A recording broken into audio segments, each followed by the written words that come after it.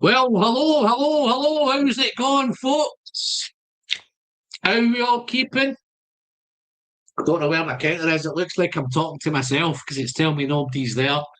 So it looks like I'm the only one here talking to myself, which is nothing that unusual. I do a lot of talking to myself with a glass of whiskey in my hand.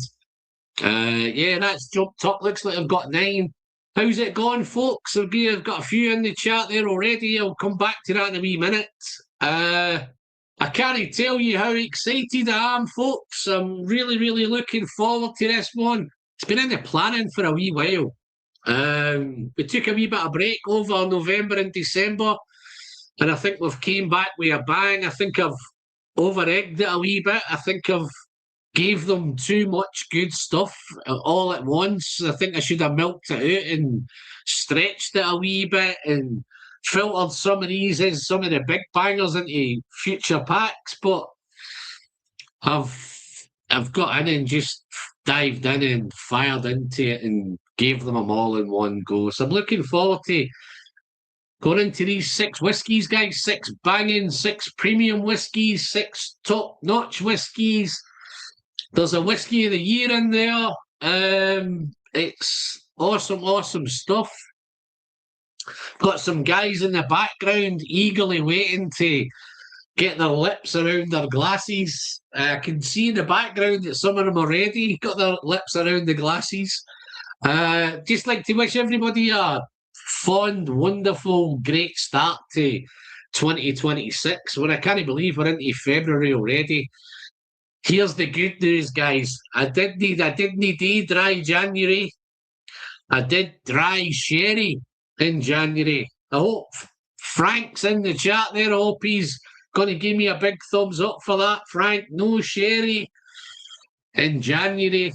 That was all kind of peat and bourbon and all of that kind of stuff. So I kind of went in big. Going to make up for it tonight because I think I've got a few nice sherry ones tonight. To look forward to. Just have a quick chat before I bring the guys in. Just let's to see who we've got in the background. My chat's jumped a wee bit. We have Stephen 005. He was first in early doors. How you doing, Stephen? Let me just there we go. There's Stephen there. Then we had the Bowman 1999. Rob, how you doing, Rob? How's it going, pal? Paul Mackay's there, but he's sitting waiting, eagerly waiting in the back. Mr. Barnes is in the back watching. He's sitting, or he's lying, or he's sitting, I don't know what he's doing. He could be getting massaged, or he could be getting whatever. But he's certainly milking the situation. There we go. How you doing, Jerry? Mr. Papa Q, how's it going over there, Jerry? Nice to see you in, big mate. Thank you very much, Jerry, for all your support, mate. It's very much appreciated. Where are we, Dave? Can't have too much good stuff, mate. All right, yeah, there we go. At least he's still awake anyway. And he's actually sipping on these whiskies as we speak, so he's doing okay. And then here is Peterhead. Hi, Frank. Oh, the guy could go on the show tonight. Yeah, I'm sure I've seen there's Peterhead there. Just have to grab a dram for myself. So back in the chat in a minute. Okay, hopefully he's back now. But yeah, so guys, that's the plan. So the plan tonight, we're going to do 6 super duper whiskies, chat a wee bit of shit along the way. We're going to kick in with a Tomatin Distillery exclusive. Follow that up with Aaron 16, Glenallachie 14, Buna 21, Cash Strength, the Daddy, the Kilkerran 8, Oloroso Recharge, and then we'll finish it off with a nice wee soft, easy going Bunnahabhain 20. The Bunnahabhain Moyne Oloroso 60.1. Wow, super duper. Meet you and me too, Rob. I take it as Rob, but I think that may be a new name. Forgive me if it's not Rob. I'm shit with names, mate. But yeah, guys, before I start waffling on, let me Let me see if I can get some of the guys in from the back. So let's see. He's all ready, guys. Give me a thumbs up if you're good to go. Okay, let's get Dave in. So there's Dave. Who we got there? Let's go, Darren. Hi, everyone. Ian. Alan. Evening. Paul. I missed that second. Good evening. I've got them all. Wow, what a miserable bunch of reprobates you lot look, eh? How's it going? Hey, let's get some smiles. You know you're on the telly, man. Get some smiling going on. Yeah, okay. Super duper, guys. So let's get the first one in the glass, man. Why no? We're not going to hang around. Unless MD wants to talk about anything, let's get one in the glass. So I'm going to go to this tomatin. So got this. Where am I going here? Let's find it. Got this little tomatin going on. And it is for all you geeks out there. It's a distillery exclusive. It's Pedro Jimenez Sherry Bot. And it was distilled in 20th February 2014 and it was bottled in 21st of April 2025. So this is a recent pickup. I picked this up about a year ago, guys, at the distillery. And it's 59.1% ABV. I think Hamish might have picked this one up for me if I'm not mistaken. Let me just do that. Get the guys back. So yeah, let's get one in the glass. He's all got them poured, guys. Yeah, he's all ready and full of anticipation. Let's get a good healthy pour. Yeah, this one actually did come in a really nice box, but it's becoming a nice little shelf tonight. So yeah, so I'll get that one up there. But yeah, let's dive into this one on the nose, guys. Let's I'll give you a wee bit of stats on it. 59.1% ABV. Oh wow, it's fruity. Fruity. Distilled 2014 and it's 11 years old. I was just saying to the guys in the back, I don't think I need to mention the non-chill filtered and natural colour. I think these are all of that. I think it's a prerequisite now. I don't think we need to mention it quite as much as we used to. But wow. That's a wee bit of nip on the nose there. That we caught me there with that 59.1. Yeah, a wee bit spicy, yeah. Say that again. Spicy. Yeah, I can pick up the spice. Nose, yeah. Is that a wee bit dusty? But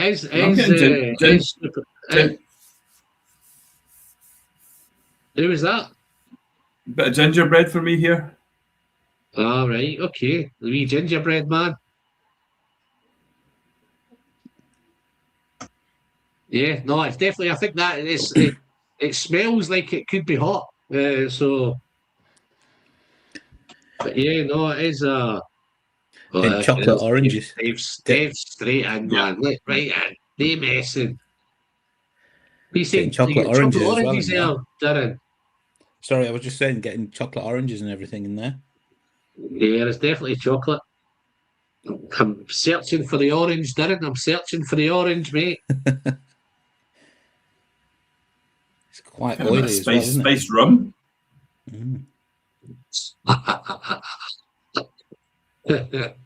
Well, at least we've gone in big to start with, guys. So at least that's a good thing.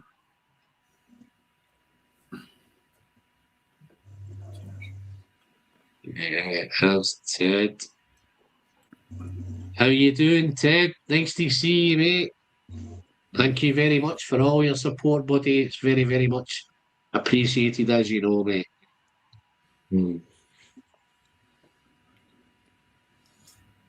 A good start, Alan. Well done. Let's have a wee taste. Let's have a wee taste of this, man. Doing the hatch, guys. Nice and responsibly, of course, eh? Yeah? Never. Got the gingerbread to start off with, but now it's coming across like Darren was saying, getting a chocolate orange on it.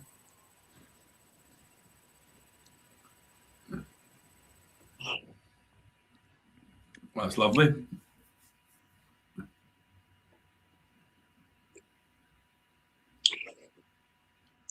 That's quite nice. You certainly got a kick. You certainly got a kick for that 59.1. You certainly know you're starting off.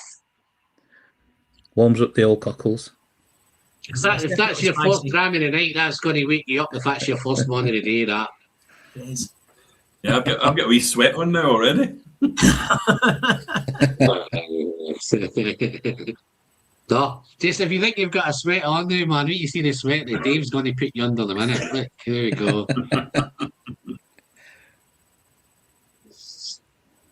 Yeah, Dave's on it now. So let's talk a wee bit about the tomatin. Tomatin for me is it's one of them distilleries which is a wee bit hit and miss for me. I think it kind of goes under the radar a wee bit. I think sometimes you hear of great tomatins and then you hear of, look, I've just done a tasting the other night and the tomatin was the poor relation of the lineup. I'm just saying this could end up the poor relation of this lineup, so I'm not going to try and kind of milk it a little bit. But yeah, no, it's one of them distilleries. I think it's great up there for a visit. It's heading up into Hamish country. I think if you're ever up there, give Hamish a bell and he'll whiz you around and meet up and all of that kind of stuff. But yeah, no, that definitely has got that chocolatey. Is there such a thing as a hot, spicy chocolate?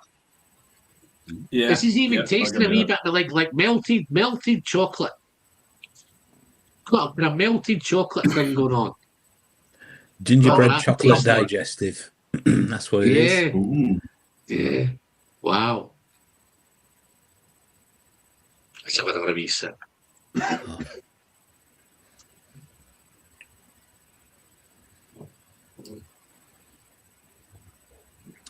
It's really, really sweet as well. Really sweet and sugary.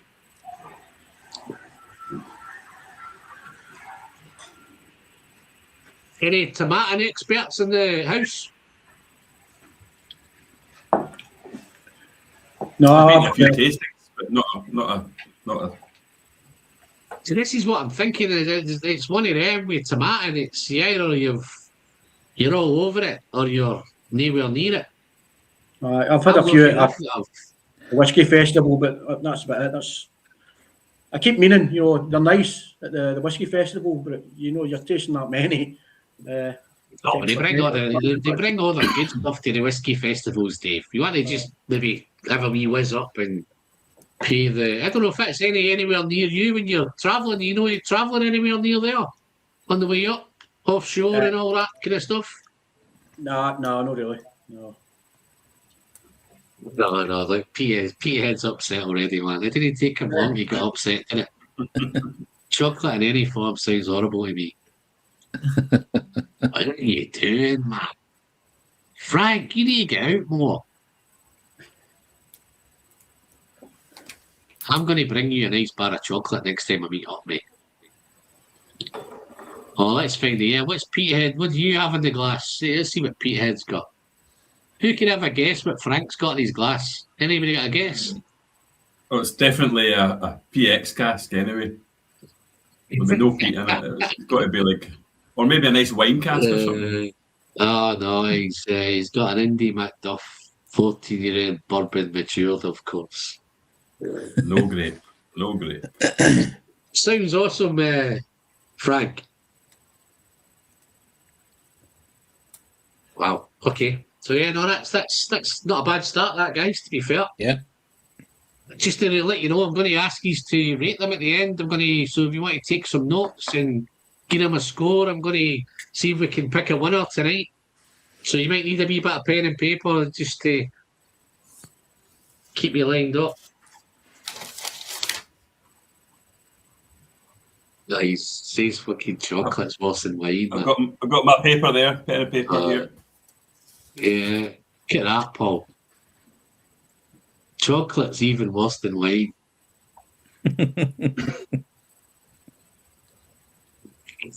God love you, Frank. What would we do without you, mate? You bring the life and soul to the chat. Every time he's in there, he's keeping it going. Has anyone tried any water in it yet? No.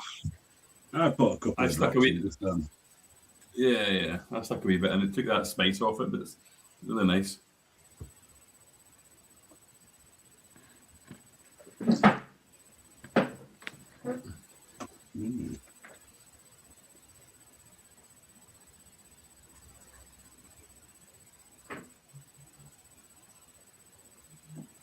Looks I've like just that's got a too friend much of yours in the water. chat there, Darren. Looks like you've got a friend in the chat there, Darren.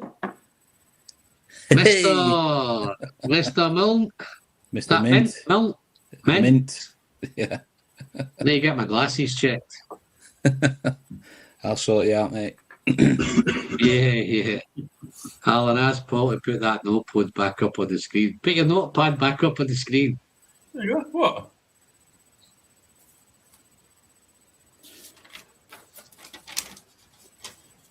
I think he's just checking if you actually wrote that or you got your son to write it for you, you know. Well, to be fair, he does a lot for me, man. He's my carer.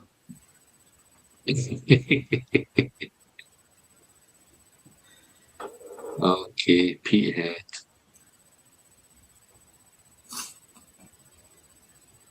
Okay.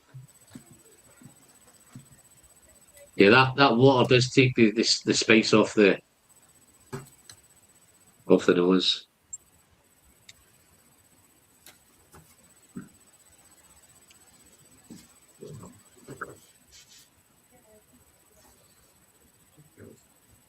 No, good start. Well done.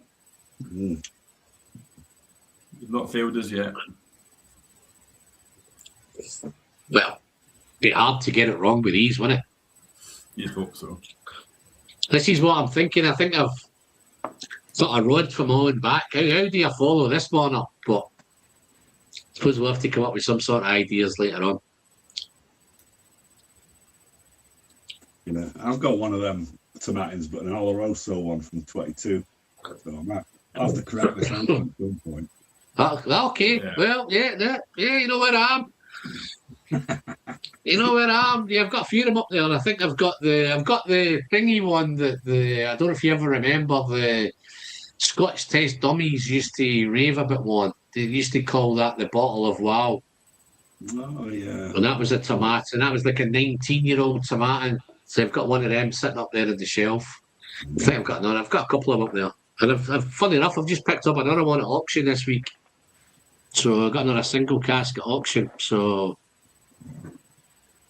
that's where we are. Okay, guys, let's crack into the second one. I'll save that there for a wee bit later. Dave seems to be telling this is better than I thought it was going to be, but we'll go along and find it out. This is the one. Not a nice wee box it comes in. That is the. So this is specially selected. This is premium cask, and this was selected for Robbie's Whiskey Merchants. Up there and there. And this was the Ambassador's Dram 4 release. I think, reading the gump on the back, it tells me that Robbie was the first ever brand ambassador for Arran. Through his business and through his tastings and banging the drum about Arran. And Robbie's actually selected this cask. Trying to find what it says. There's a selection of 2006, and it's cask number 800-474. What that means, but and it's bottle number 201. There's only 259 bottles of this, and it's 54.4% ABV. So it's another big one. Let's get this one in the glass. Who's one to lead us off on this one?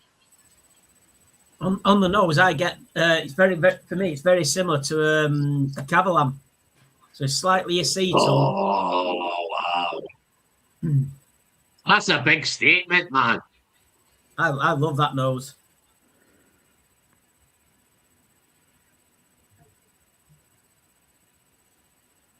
Yeah, I'm getting pears dipped in sherbet.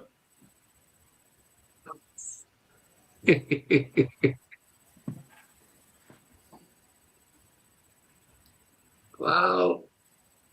Oh, there's Big Mike's dropped in.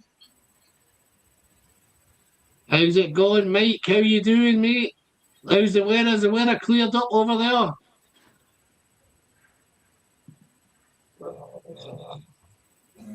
Yeah. Right, Dave wants me to save some of this, Aaron. Yeah, I've got a wee bit left, Dave. Got a wee bit. I've not got much left, mate, but I don't know how long that'll last me. It's dark, innit? Smells dark and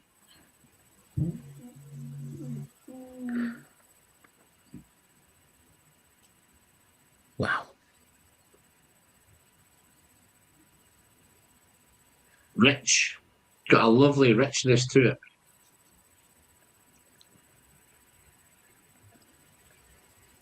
Getting some lemon notes in there. What kind of sherry are you thinking? Yeah. Mm. Doesn't really say what kind of sherry this is, but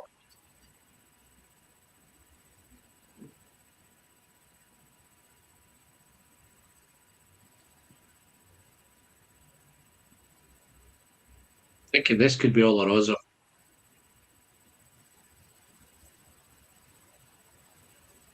It's sweet and dry. It smells elegant. Smells luxurious. It smells kind of refined. You know, I think this is where you tend to find maybe something with a wee bit of age to it. Is I think that's where they could go down that wee bit of kind of refined. I think when they're young and boisterous, they're kind of, you know, uptight and up-tempered, and you know, this is a wee bit more civilized, I think.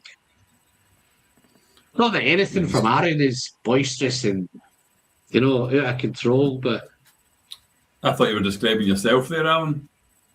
do you think so? Elegant, yeah. Yeah. Elegant. No, I like that. I like that, mate. I can save that. Put that in a note somewhere.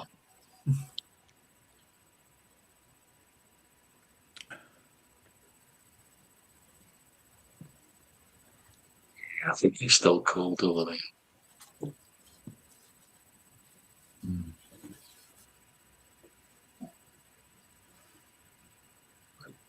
It smells like it's going to be syrupy, man. It smells like it's got a kind of, what's the word I'm looking for? Syrupy, sticky.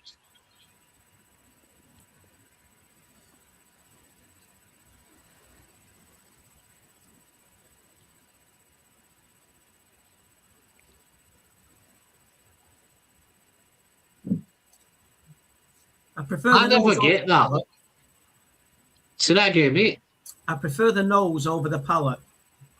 Okay. Sometimes you can get that. I think that's why I think when we break it down into the nose, the palate, the finish, I think they're the kind of. It's sometimes you might find the nose is the main event. You know, you've got this big build up through the nose, and you're really excited, but the palate might let you down a little bit. Is that what you're thinking? The palate's kind of not delivering what the nose is? Yeah. We had one at the whiskey shop tasting last week, where the nose was fantastic, and then when you tried it, it was too spicy. It was too much. So you added a bit of water, and it killed the nose. But then the flavour actually came through with the whiskey. It was better on the palate with a bit of water. Yeah. Well, that's why we play with whiskey, isn't it? That's why we play around with it. So you'd rather get it better on the taste than they just knows it, wouldn't you? You want it to taste good when you're drinking it. So I think your preference would probably be, yeah, let's put a wee bit of water in it. But I'm going to try it. I'm going to try it neat, and then I'll do a bit of water. Dave seems to reckon it opens up with water. Is any of you put water in it? Not yet. I've stuck a bit in now, yeah. Just put a couple of drops in it, and the nose has opened up, but it's a bit more floral. Smells a bit sweeter now. Well, I think Ian likes that distant kind of. I don't think it's the sweetness that he likes on the nose. I think it's that kind of thing that Cavalan brings, that kind of dark and dense. What's Cavalan? Is this It's Taiwanese whiskey. oh, One of my favourite distilleries. I think it's one of them, Paul. I think when you get when you see a kind of 5, 6, 7-year-old Cavalan, I think it's the equivalent of a 20, 22-year-old, 23-year-old Scotch. yeah. Because of the climate, it ages quicker. It's And about, super it is hot about climate. seven years Taiwan is equivalent to 1 year in Scotland, or something like that, apparently. Yeah. Same as the women. I take it your missus is not nearby. No, she's upstairs tonight, so I'm okay. All right. She had enough. She's had enough, ain't she? She's not well, the poor soul, so okay. she's gone. Really? So did you think, well, I'll cancel this tonight and I'll just sit there and make sure she's okay? That's my son's for.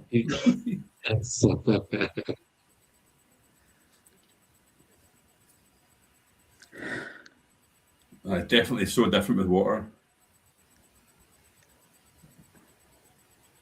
Just getting a lot of sweetness since I did some water with that. Mm-hmm. I'm getting a lot more licorice come through with water. Got white pepper. Yeah.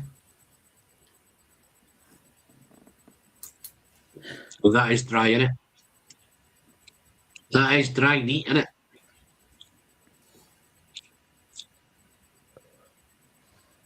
That's raisiny, pruny, all those typical. I think that's just convinced me that's definitely got to be Oloroso, that man. Naughty, going on naughty, innit? Yeah.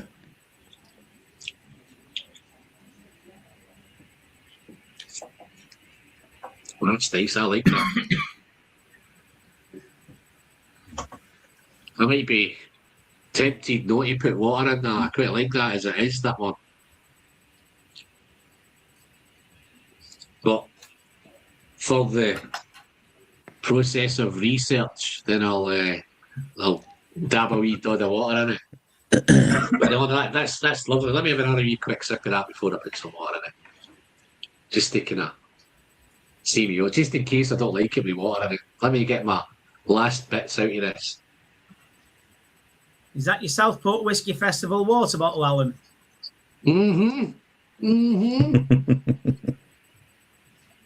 I couldn't find my red Glenfarclas one. I don't know where my wife's put that. No, they're very handy, these little things, man. I think that's a nice touch. I think more of the festivals should do stuff like this. It's a little flask. Super cool.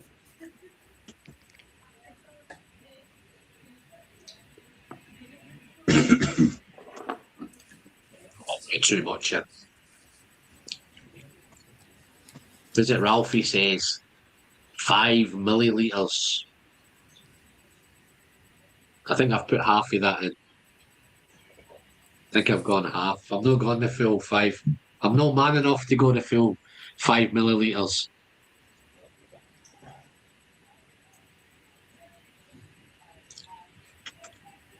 Oh, no, let's have a look. Somebody's got a question for you. Question for the tasters. How much water do you normally add during a tasting? Just a few drops. I don't. If I have to add it, Oh. then a few, 2-3 drops maybe, but generally like Ian, try not to. No, that's not responsible, lads. Come on. This is meant to be. This is gone out live on YouTube, man. You need to be telling everybody you're totally hydrated and you drink as much water beforehand when you come in, and you've got your bottle nearby. If you have to nick out and refill your bottle, please feel free. But yeah, Well, I like to use my little fruity pipette. yeah. Well, at least these are all acting responsible. I'm trying to keep them in order here, Frank. I'm trying to keep them in order, mate.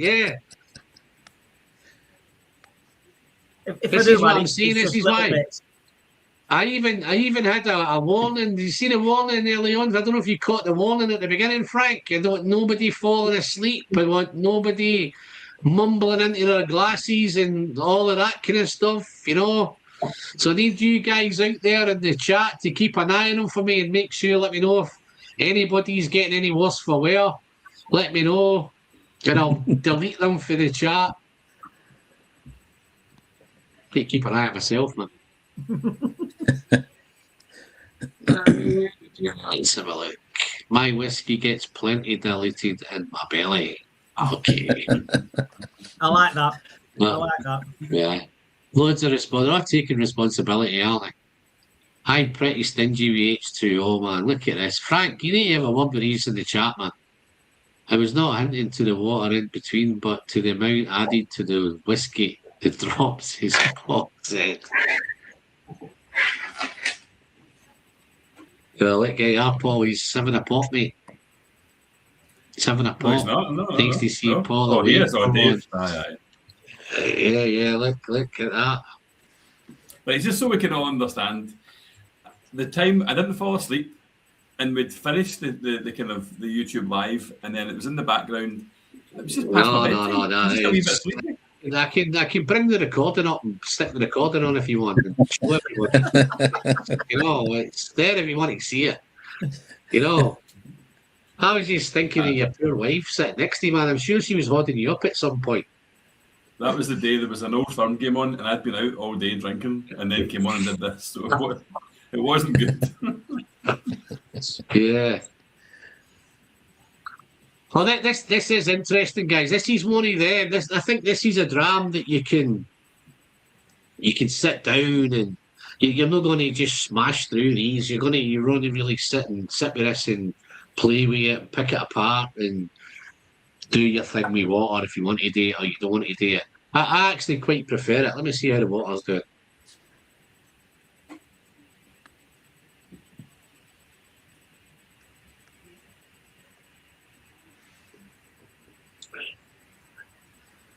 Yeah, it's nice with water, but I think I preferred this one without the water. That wee bit kind of rough and ready, I think. I think this is just kind of smoothed it out a wee bit. I think it's just took the sharp edges away. I think it's made it a wee bit more rounder, this with the water in it. I prefer the nose without and the palate with just a little bit, just a couple of drops. Yeah, I agree.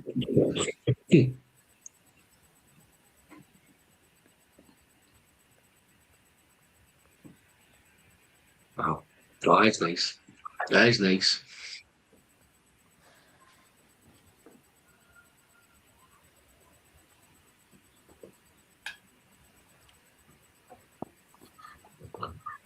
Right. Are you ready to go to the third one?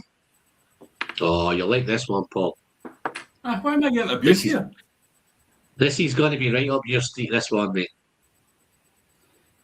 Just one of my Glenallachys. I don't know if I've sent you this before. I've sent you 3 bottles this time, though, haven't I? Paul, you're taking some stick, mate. Have you noticed the chat? Oh, Yeah, I've seen it. Yeah. Do you know what? I give it out, so it's fine. Yeah, absolutely, mate. Oh, that Campbelltown connection's pretty good there, Frank. That's a nice little dram, that. North Star Campbelltown connection.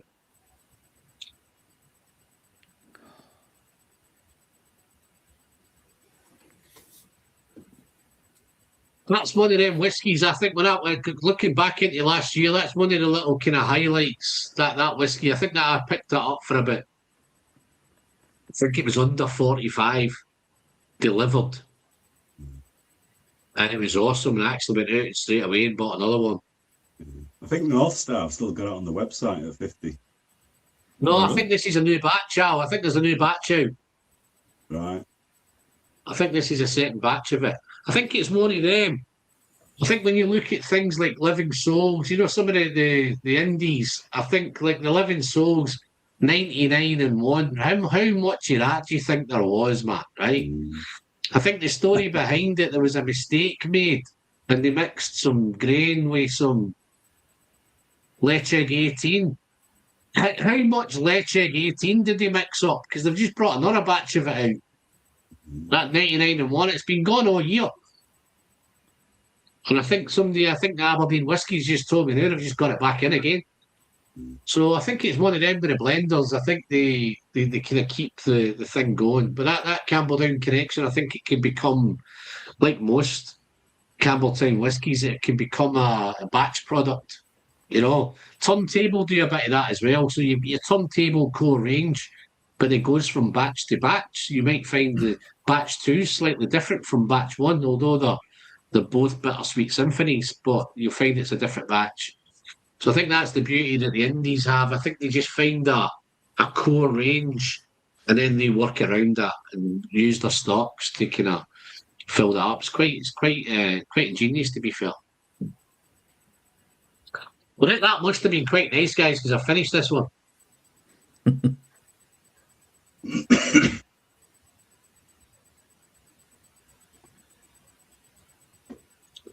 That's one that I think the more you sit with it, the better it gets. Nice one. Wow. Okay.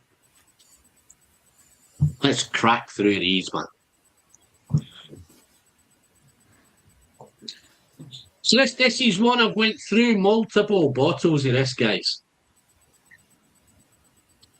This came out, I think this was, might have been 2022 again, this one. So this is it's in the old bottling. Glenallachie 14. Oloroso wood finish, 55.4% ABV. So this is, let's see what gives me any info.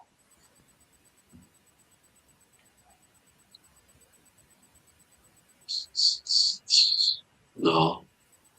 But yeah, Oloroso. So it's 55.4. So let's get this in my glass. Got my Malt Monk glass here, Ian. Which one? Got my Malt Monk. Yeah, mine's on my shelf. Malt Monk there. That is nice, isn't it? Can I look at the bead dots on that? It's got a bead all the way around that.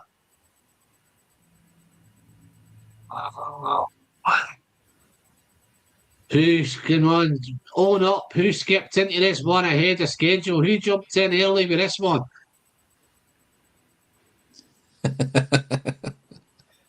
Everyone, apart from you. Yeah, like, here's Frank. Frank's is right on the case. Look at that. That was the 99-1 story indeed. For me, it was just a marketing story. But no, I think unofficially they said it was, nobody would actually officially say it was Lecheg, would they?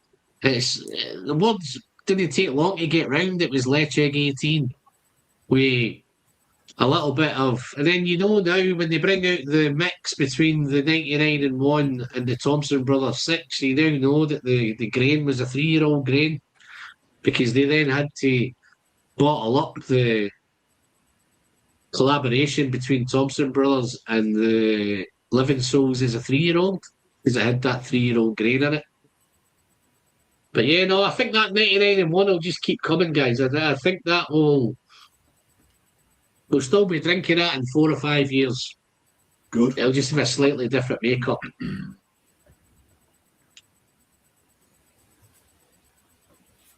Oh, Foolproof Hunters come in. That looks like a new name, guys, but Foolproof Hunter, if it's not, you know the story, and apologies, but it does look a new name. I'm shit with names right enough.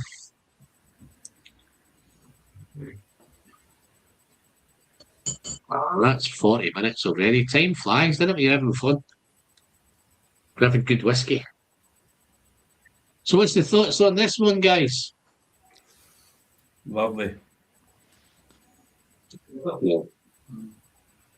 Really Cinnamon, nice. coffee beans. Where's Dave gone? There he is. Don't know what There he happened is. Right, okay, mate. Where are you, Dave? Are you in Ayrshire? Go back. Where? Where are you based? Who's that? Nicky signals. He's a dropping in It's and out. me. All right. Can you hear us okay? Aye. Sounds like there's a wee time delay.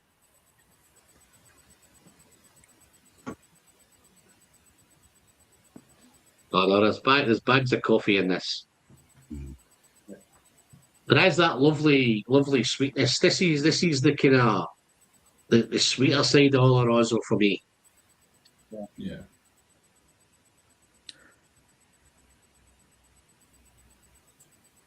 It's almost like a sweet espresso for me. Yeah.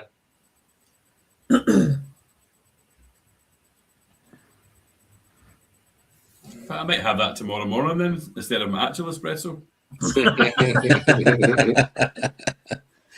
Might make my day better. Well, I get it. It's dark. It's dense. It's Or have it in your dark. espresso. treacle. Got a bit of treacle. Just to let Frank know, there's some dark chocolate in here as well, mate, with this one. But it's dark honey maybe as well. It's a nice drizzly honey, but it's dark honey.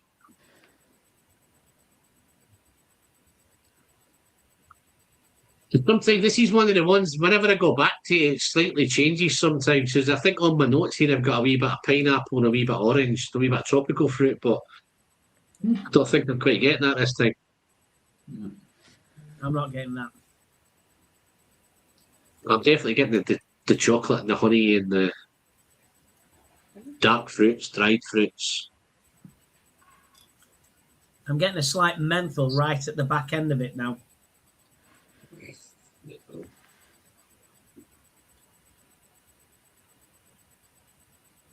Oh, let me get my scoring while I'm here.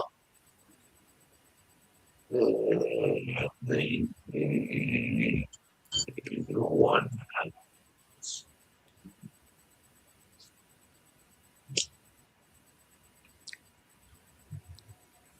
Let's taste it. Let's send this down the hatch, guys. Responsibly. Mm.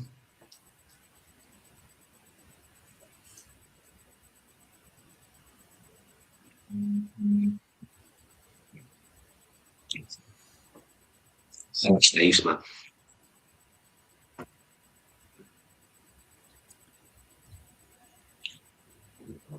That comes in soft, and then it just gets punchier and punchier and punchier. Getting a hint, is it do you know those cola bottle sweets that you used to get? Yeah. It's getting a hint of that near the end. The kind of the jelly ones. Mm-hmm. Yeah. Hi Tim, how you doing, mate? Good to have you in, pal.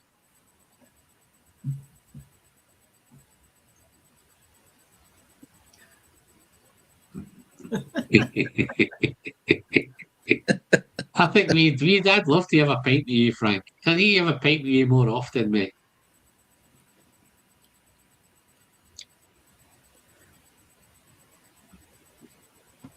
So this is the difference between me and you, Frank.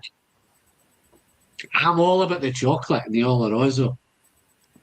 And you're all about the vanilla. Plain and ordinary and vanilla. You know. You know I'm only joking, mate. It's too big anyway, man. See the fucking size of it. It's Frank, are you going to be at the Independent Whiskey Festival in Leith? Oh no, he'll be there, man. You go now? No, I'm on holiday, mate. Yeah. I think I get back 2 days before it. And I just fit it in, man. I've got a window, maybe. If I can try and do it, I can try and do it. I think there's a new batch of tickets coming up as well, ready to get released, I think. Yeah. I said I was going to go, but I've not been able to sort anything out. So it's looking like I'm not going to go. If you want to go, let me know and I'll see if I can get your ticket. If you're going to go. When is it? I think it's March. 20th of March or something. Yeah, it's late March. Oh, that makes it different. I thought I've got February in my head. Certainly can't do it's in March, mate. It's in March, mate. And I get back a couple of days before it. 21st of March, there you go.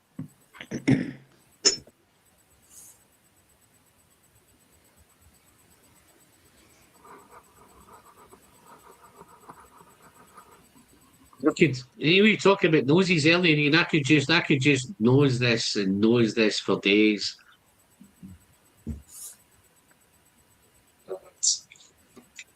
Not to put a dampener on it, I could drink it for days as well, man.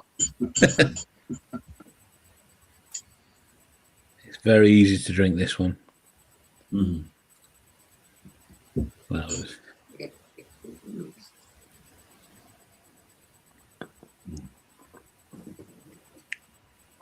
I'm amazed how easy that 55.4 is. Yeah. It's so smooth. It's not got you reaching for water. It's not got you, let's get some water in this. You can just sit and enjoy. Probably doesn't make great TV that we just sit and we just enjoy. We don't really talk about it that much, but it's one of them. Nutty coffee. The espresso is definitely there, mate. So would it go as far in as maybe a mochaccino? Oh, I'll give you that. Down a mochaccino road. They go down a mochaccino road. A wee bit of golden syrup in it. Don't think I've had a Sprinkle a wee mochaccino, bit. so I couldn't say anything on that one. Sprinkle a wee bit of nuts on top, a wee bit of nuts on top of it. Be nice, wee sprinkle of nuts on top. I can't wait for my morning coffee now. This is going to be amazing. Okay, and just throw the cherry on top as well, man.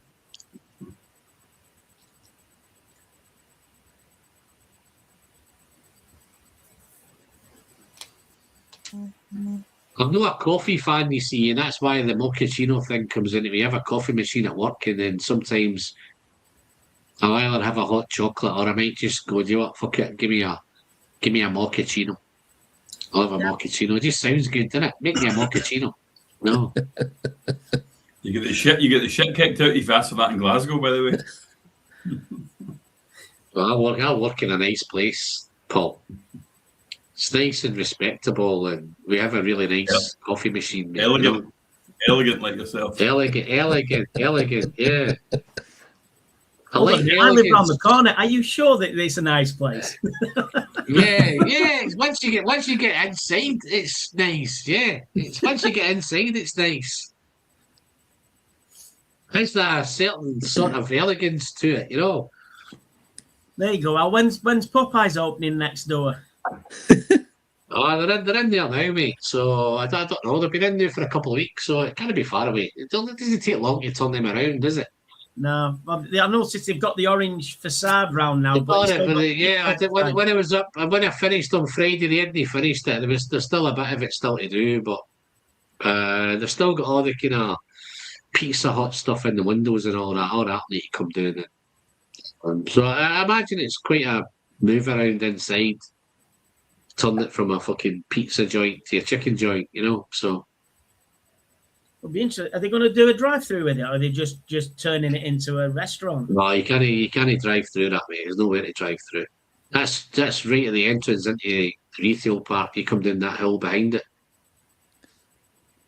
Car parks in front of it. So yeah, it's not going to be a drive-through. But it looks pricey. It looks like it's not a cheap do. No, Popeyes isn't cheap, but then again, neither's KFC these days. So Is this a chicken chat now? What's going on here? Chicken, yeah, we're just gradually getting through the. It didn't say we were going to chat a wee bit shit along the way, didn't it? so I've put my disclaimer in straight away. I did tell everybody, you know, it's not as if it's going to come as a surprise. You know, it's there. No highbrow chat here. No, okay. I will not react to that banter. No chocolate and coffee. I wondered how long it would take him to fucking dive in, man. You know what I mean? I must have got caught up in the banter there myself. I forgot that I'd mentioned. Obviously, Frank's a coffee man. Come on, you must have had a nice muckets, you know, at one point in your life, man. Come on. No chocolate and coffee. Wow. This one, Disney, I don't want to rush on to the next one, and I know they've got there's another big one coming up after it, but this is dates and prunes and figs and syrupy and it's sticky, nutty, juicy, jammy. This for me has got it all, man. It's my favourite so far. Yeah, same here.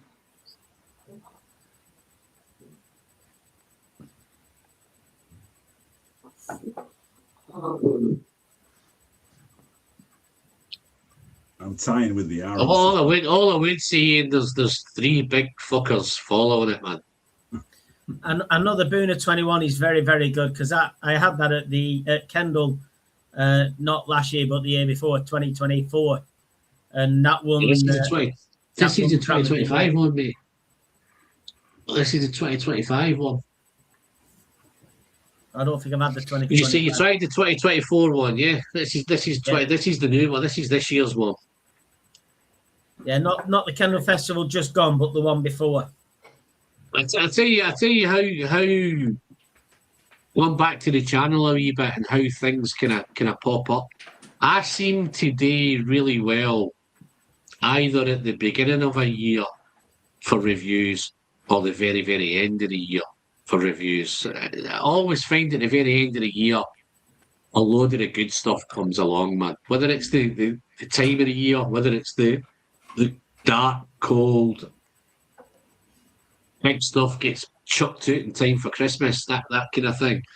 Because I think one of the years the Boona happened 12 cast strength nicked it. I think that may have been 2022, I think. Or it may have been 2023. Oh, I just got in 2022. So 2022 was Boona having 12 cast strength, that 2022 version. And then I think the next year, the 2024, that 21-year-old 24 nicked in and nicked it. And I think I had the chance to do the 2025 this year. And I think if that would have got in, that probably would have nicked it as well. But I purposely held back with it because I didn't want 3 whiskies in a year to be 3 Boona Happens in a row. You know, which it's feasible, man. It's one of them distilleries which is. It's a big fond place in my heart. Also with Kilkerran. So if I was to name kind of 2 distilleries, 3 distilleries, it'd probably be Glenallachie, Kilkerran and Boona. They would be the kind of 3. I've got a whiskey of the year, Kilkerran as well on the line up here as well. So there's some good stuff, man. And actually, I think one of the Glenallachie cast strengths was whiskey of the year. So there's a few of those distilleries kicking around, man. the masterclass in Kendal, the Boona masterclass, the Warehouse 9 masterclass that they did at Kendal was phenomenal. Yeah. Was it as good as the one as we did in the warehouse? No, because there wasn't one of your drams on there, an FME dram. All right, okay. Yeah. It was very, very good. And is it David that did our tasting? Yeah. He's David he did the one. Kendal, wasn't he? He did the one at Kendal, yeah. Yeah. We were talking about you, and he was saying, "Oh yeah." He goes, "Because I remember Alan." He gets like, "There's a brilliant." I says, "Yeah, I know. It's a thing within our circle now. You know, if there's an amazing one, is there a fuck me dram in there?" Oh, that was nice, man. That Amarone straight out the cask was just spectacular, man. Spectacular. That didn't last too long. I was actually trying to bring some back and save some for coming back, but it never made it. Okay, so I think we better kind of wrap this one up, although it's breaking my heart. It's just getting nicer and nicer and nicer as it goes along, man. But let me finish this off.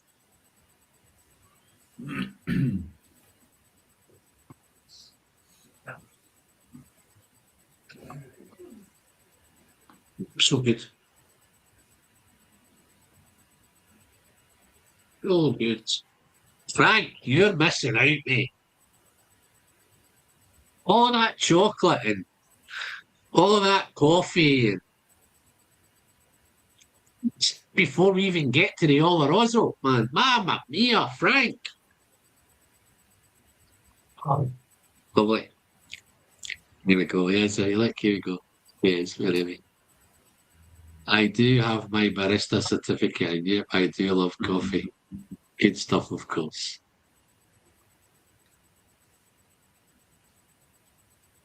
You'd like this, Frank. This is very, very coffeed, man.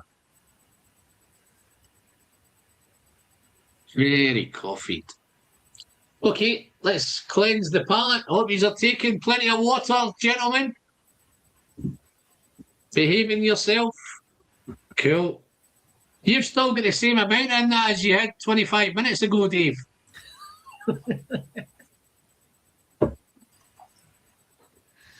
Right, let's go, Buddha.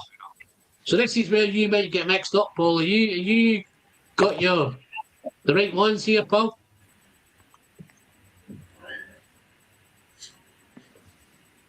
That one? Yep.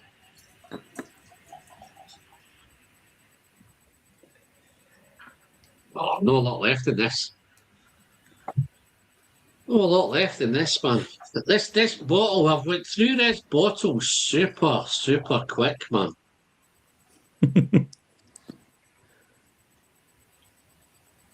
Maybe a bit there, man. I only got this just before Christmas. I think they got. Did you notice the difference between the 24 and 25? Yeah, I prefer this one. Some people prefer the 25, but the 24, I prefer this one. I just think this is a wee bit more. I hate to use that word, but elegant. They're both elegant, but this just hits the spot for me. This is just it's a grown-up whiskey. You know, it's that kind of. And I think that's a terminology that's going to come in now, because as things are gradually getting younger, I'll come on to you later on, because the next one, I'll talk a wee bit more about the next one when it comes up, but this is more kind of grown-up whiskey. This is when you know you're sitting down with a nice one, you know, and you're at a bar and you just want another one, and you don't care how much it costs. You know that kind of whiskey.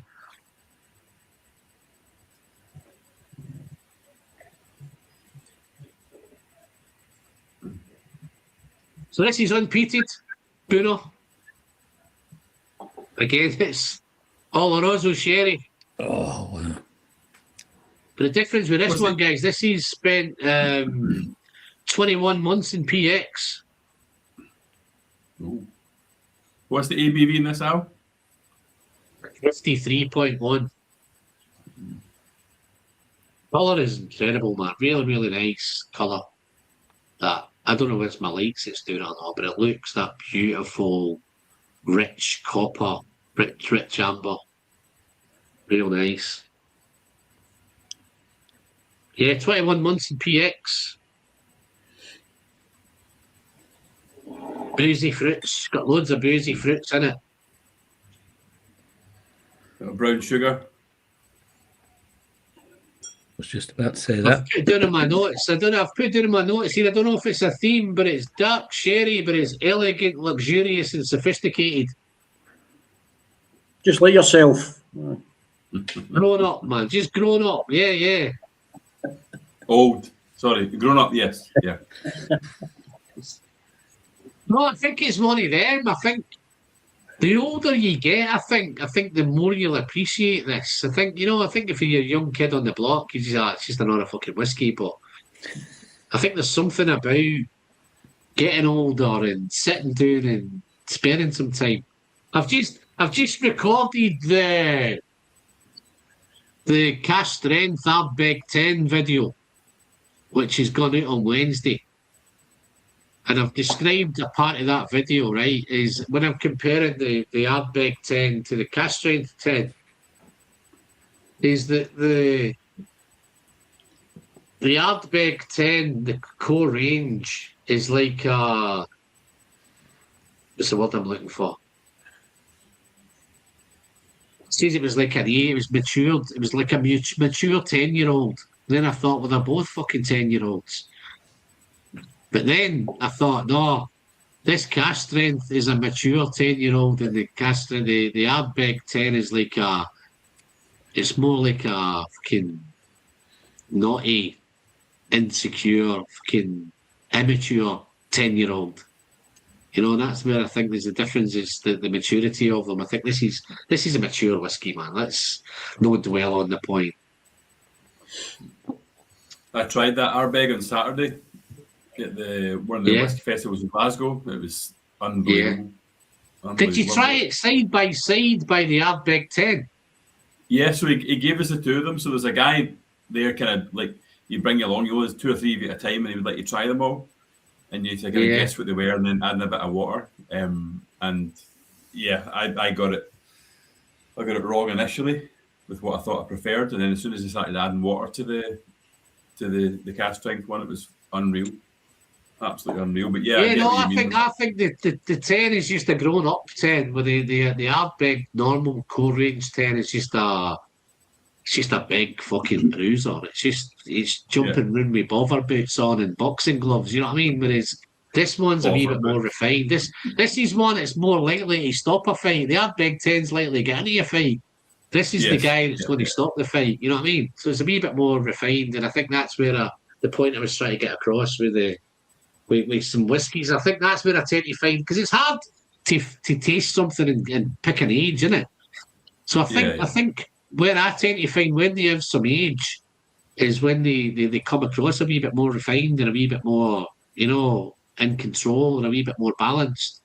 I think when you've got something 21 years in age and try to get it balanced, it must be harder to get a balance on a 21-year-old than it is on a 14-year-old or a 15-year-old. It's trying to find that balance between cask and spirit and all of that kind of stuff. And I think this Bunnahabhain finds it beautifully. It's beautifully balanced.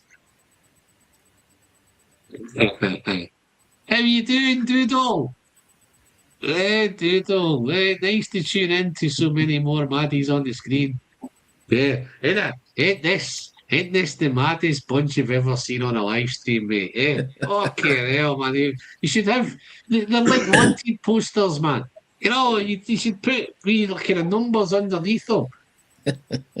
Let me get Doodle to snapshot this and do a wee picture and put wanted dead or alive on these. Nice to have you in, buddy.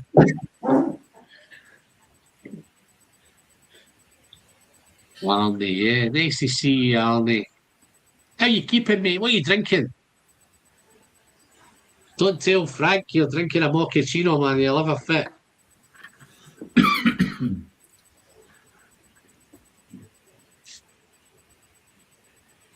Young God. Frank thinks he's a young God. Where does that come from, Frank? I must have missed something there, Frank. What have I missed?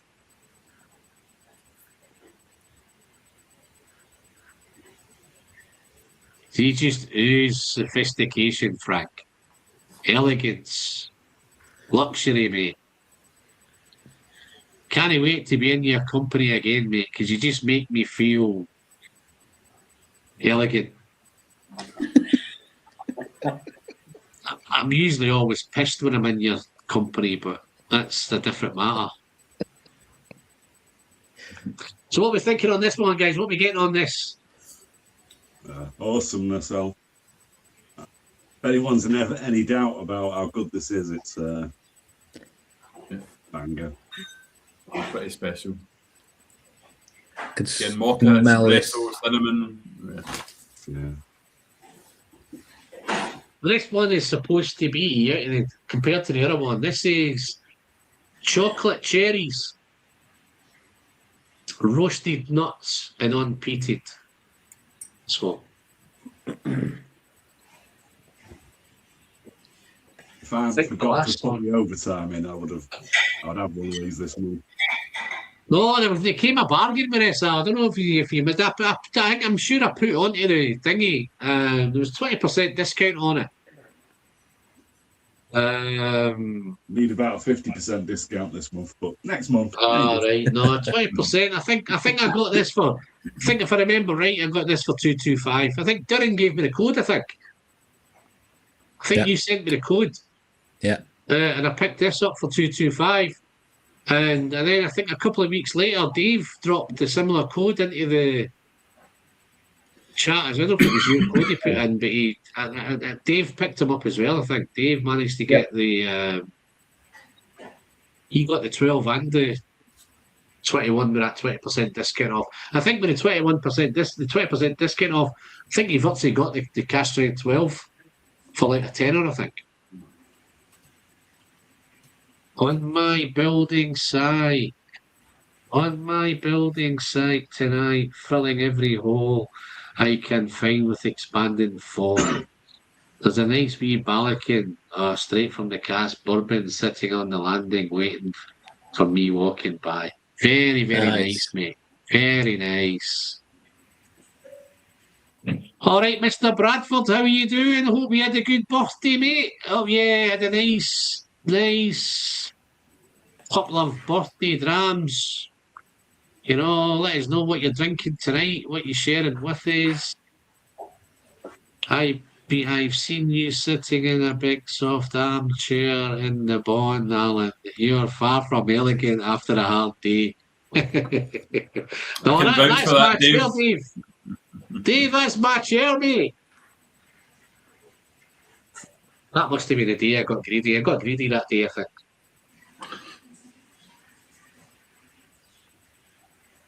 I think I'll tell you a wee story. That might have been the day that we were in the barn after the festival, and it was mad busy at the bar.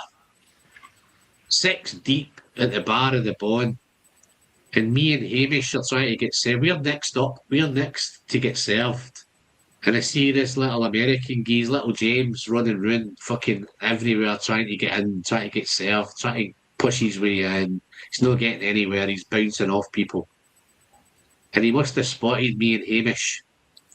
And he came over and he says, Alan, are you next to get served? I went, yeah. He says, there's my card. Get 4 Boona Haben 21s on my card. And you take 2 and give me the other 2. And that's when I first became aware of Boona Haben 21. Very nice. Again, this is... It's going to be a theme tonight, Guy. Elegance is probably the word of the night. It's, you know, but it's... This is where I think you get age from. I think well, apart from the first one, all the rest of them are kind of over 14, aren't they? 14, 16, 21. And then we're going to drop back a wee bit in age. So we'll see here what the difference is when we go back to this younger one again. But this is super nice. Oh, Mr. Keane, how are you doing, Nick? What time have you got over there, buddy? What time have you got over there, man? I'm not good with time zones. Wow. New Zealand, eh? Thank you very much, Nick. Your support of the channel, mate, it's always appreciated, mate. I hope you know that. Thank you very much for your support, buddy. Kenny, wee fella. Oh, I like that. Wee fella. Look at that. Any trips planned to the UK, Nick, in the coming months, coming years? What you penny got? You get anything? You coming back over? Must be due a wee visit. I think it might have been, what was it, 22, 23 last time, maybe?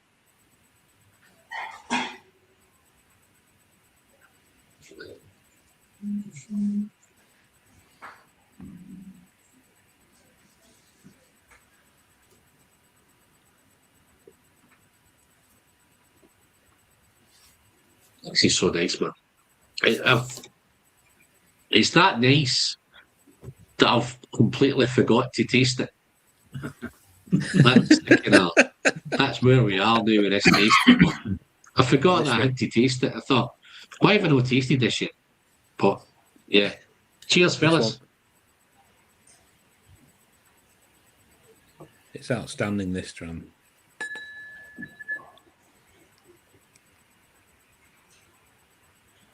Here's the deal, guys, that everybody asks me. Wow. Got coffee again, isn't it? Loads of coffee. I was using that coffee for the last one, or should I cleanse my palate? Getting loads of coffee again there, man. Here's the question everybody asks. This is 275 quid a bottle. Cask strength. The Buna having 12 cask strength is 80 quid a bottle. So, technically, you could buy 3 bottles of the Buna having 12 cask strength for this one. Is this 3 times as good as the Buna 12 cask strength? I think I've got a great answer. Okay. Yeah. You know what the answer is? This is elegant. This is luxurious. This is quality fucking off the chart whiskey of, you know, your wife is going to buy this for your special birthday. Your wife is, your girlfriend and your wife are both going to buy you a bottle, right?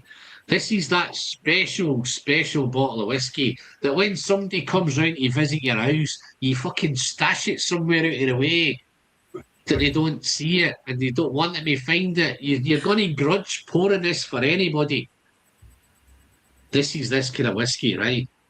Up behind me is a shelf full of Buna having 12s. They don't mind them, man. They can sit there. Anybody can come and drink them.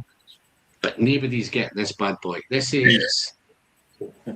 That's why it's different. It's 275. It's elegant. It's luxurious. It's sophisticated. If you want to show off with somebody coming around, you can pour them one of these and just blow their fucking minds off. But it's, most of the time, you're wasting it on somebody. You need a real. You need Frank to come round. I even think Frank would like this. You know, even if it's Oloroso and PX at its worst, Frank would guzzle this, man. He wouldn't want to leave. He'd never leave the house, man. But Alan, how's the wallet? it's one of them. No, the wallet's different. Guys, you can only buy it if you can afford it. If you can't afford it, you can't buy it, right? And that's not what I'm saying. No. What I'm saying... Darren's put on the chart that JPHA have got it for 200 quid. Under 200 quid. Well, it's... Guys... If you haven't bought this bottle and you have 200 quid, in my opinion, is it's an absolutely no-brainer, man. You could get that 21 and the 12 for the price of this. So you're milking it, you get 2 bottles, man, right? But you've got to like sherry, and you've got to like that kind of stuff. If you don't like that stuff, it's not a bargain to anybody. But under 200, it's a steal, man. Absolute steal. And to be fair, it's one of them. It's not going to be around forever because there's only 2,568 bottles of this. So this is the problem, I think, guys, nowadays. I think they're struggling to shift the stuff with a bigger age statement, a bigger price attached to it. So I think they're struggling to get rid of them. And I think no mistaken, but I think you could probably still buy it. Is that the 2025 Durin or the 2024? 2025. 2025, yeah. I think you can still, but there's still some places kicking around that still have the 2024 one. And if that's the case, guys, I would just sit and wait, and I'll pick this is nearly gone, right? So this is exciting me already, Durin, because that's the chance. If this was half a bottle or 3/4 of a bottle, then I probably would get a miss. But this is getting down to bottle kill territory, man. So this could get replaced, mate. Just need to be sure my wife's not listening, man. You know, but yeah. $120 there, about to have it 12. I think that's got pricey over there, isn't it? What's $120 an hour dash? Is that about what, 90 quid? 100 quid? 90, yeah. Saying that, it's 90 quid here, isn't it? And I think if you're going to get that on the States, then you're looking at it's going to be limited over there, I think. I don't think it's going to be everywhere. But I think if you get that 100, I would probably pay $120 for that if I was in America. It would cost you that easy to buy it here and ship it. You'd pay more than that to get it shipped to you. Is that good? You should take the 200 out of housekeeping money and suffer the sort of consequences. No, I know it's worth it, man. You don't need to tell me. I'm loving it. I'm getting excited. That's just added another wee bit of excitement. And I don't know how I'm going to get to bed tonight, Darren, without clicking that. I don't know. Sorry, making you lose your sleep, Al. No. That is a gorgeous dram, though. So, have you all tried the Burnett 12 cast strength? You all had to go with that. Yeah. So, my question would be then: would you pay the extra to get this, or would you rather have 2 bottles of the other one? I would, yeah. Yeah, Definitely. I'll play that. Definitely. Definitely. Well, if you think about it now, if you think you're going to pay 90 quid for the Burnett 12, aren't you? I'm presuming the Burnett 12's on offer as well, Darren, in that deal. Not in that deal. Let me just check. So if the Burnett 12's on a deal as well, then it makes that a no-brainer as well, to be fair. But if you're going to pay 90 quid for the Burnett 12, then that makes that a no-brainer, to be fair. But that's the thing with the Burnett 12. Yeah, the same retailer's got the Burnett 12 at 85. Yeah, so it's 85 quid. So that's a wee bit of a no-brainer, man. But that's the difference again with them. The Burnett 12 cast strength is that big bruising bother boots and boxing gloves and knuckle dusters. That's that kind of big bruising whiskey. This is the calm guy. This is the cool guy who's going to stop any fights happening. The elegant guy. Don't get me wrong, though. Don't get me wrong. If he has to get involved, then he's more than capable of getting involved, man. You know, he's capable of kicking some doors in, but it's a last resort with him. You know, it's not his first thought. The Burnett 12 first thought is this boot the door in. You know, this has got some thought going on. And that's what I think you get when aged whiskies. And it's the best way I can try and figure out when somebody says how old you think something is try and nose it And I think that's where the age thing comes from me, is they're much more sophisticated and they've got a nice balance and they've got loads of elegance. But I don't think I've used that word as much in my whole life as I have tonight, man. Elegance. Maybe I used to, back in the day, I used to, when I up in my Glasgow days, man, I used to luxuriate a lot. That was another one that I used to luxuriate, you know. If the guys that watch Ramsey Nisbet will know what I mean by luxuriating. Jimmy Snake Hips Cotter used to luxuriate a lot, man. You know.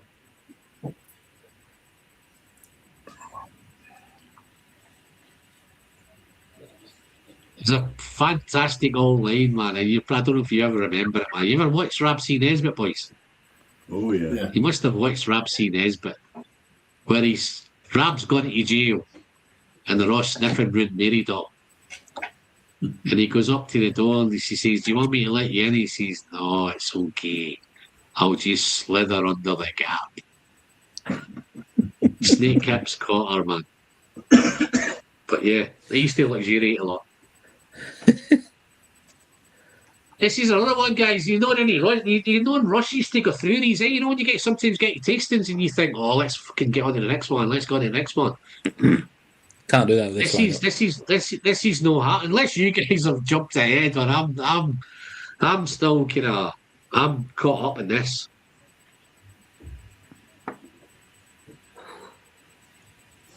Look, there's not much left of it. I'm not going to lie. The next one is the one I've been waiting for. And I'm not going to lie. Right? This ain't going to be elegant. This one. This ain't going to be elegant. This is going to be kicking doors in, mate. This one.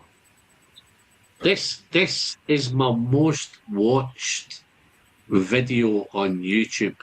I don't know if any of you have watched it, but this is just on a single review of a single bottle of whiskey.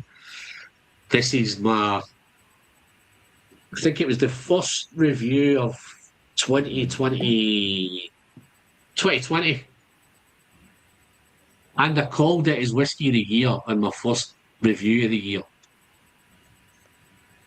And I couldn't believe it when I got to the end of the year, it's still Whiskey of the Year.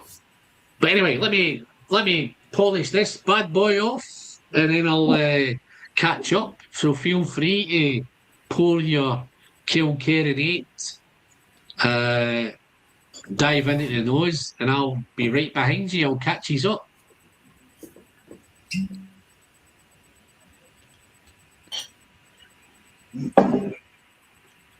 That's got a lot going on the nose, hasn't it? Kilkerran done it, yeah. Yeah.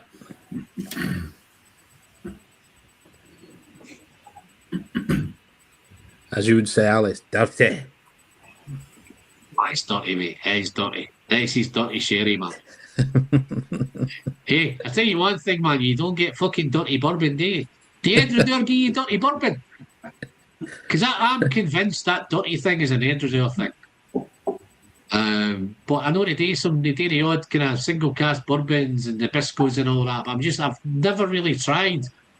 And Frank may be able to help us. I've never tried Edredale bourbon, and I'm just wondering if the Edredale spirit, because I'm sure that dirty sherry it only seems to come from Edredale. So I'm thinking it's something to do with the distillate at Edredale.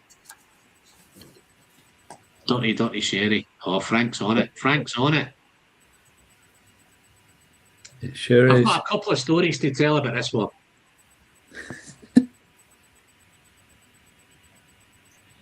Oh, wow. Anybody getting leather and like tar on it? Yeah, old books. Yeah.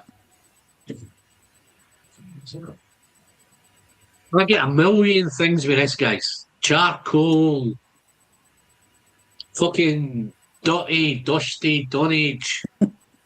Well, I'm leaving. I can memorise this one. But yeah, smoked ham, I've not even poured it yet. Let me get some water and I'll pour it. That Edredure Dirty Mechanics thing, mechanical workshop. But it's nutty, it's walnutty. Cherry, cranberry, leather, tobacco. Where can I stop, man? Stop me if you're not getting any of it. But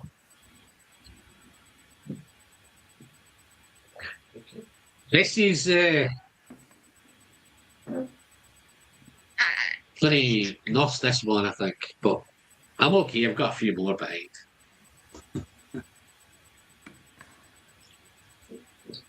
Oh man. Well, here's the first thing that must jump out at you guys. You know, look at the colour of that. Where have you ever seen an 8-year-old that dark? Edredure, I can imagine Edredure could do one, but and I'm going to kind of highlight Edredure a wee bit with this as well because it's very, very Edredure-ish, man.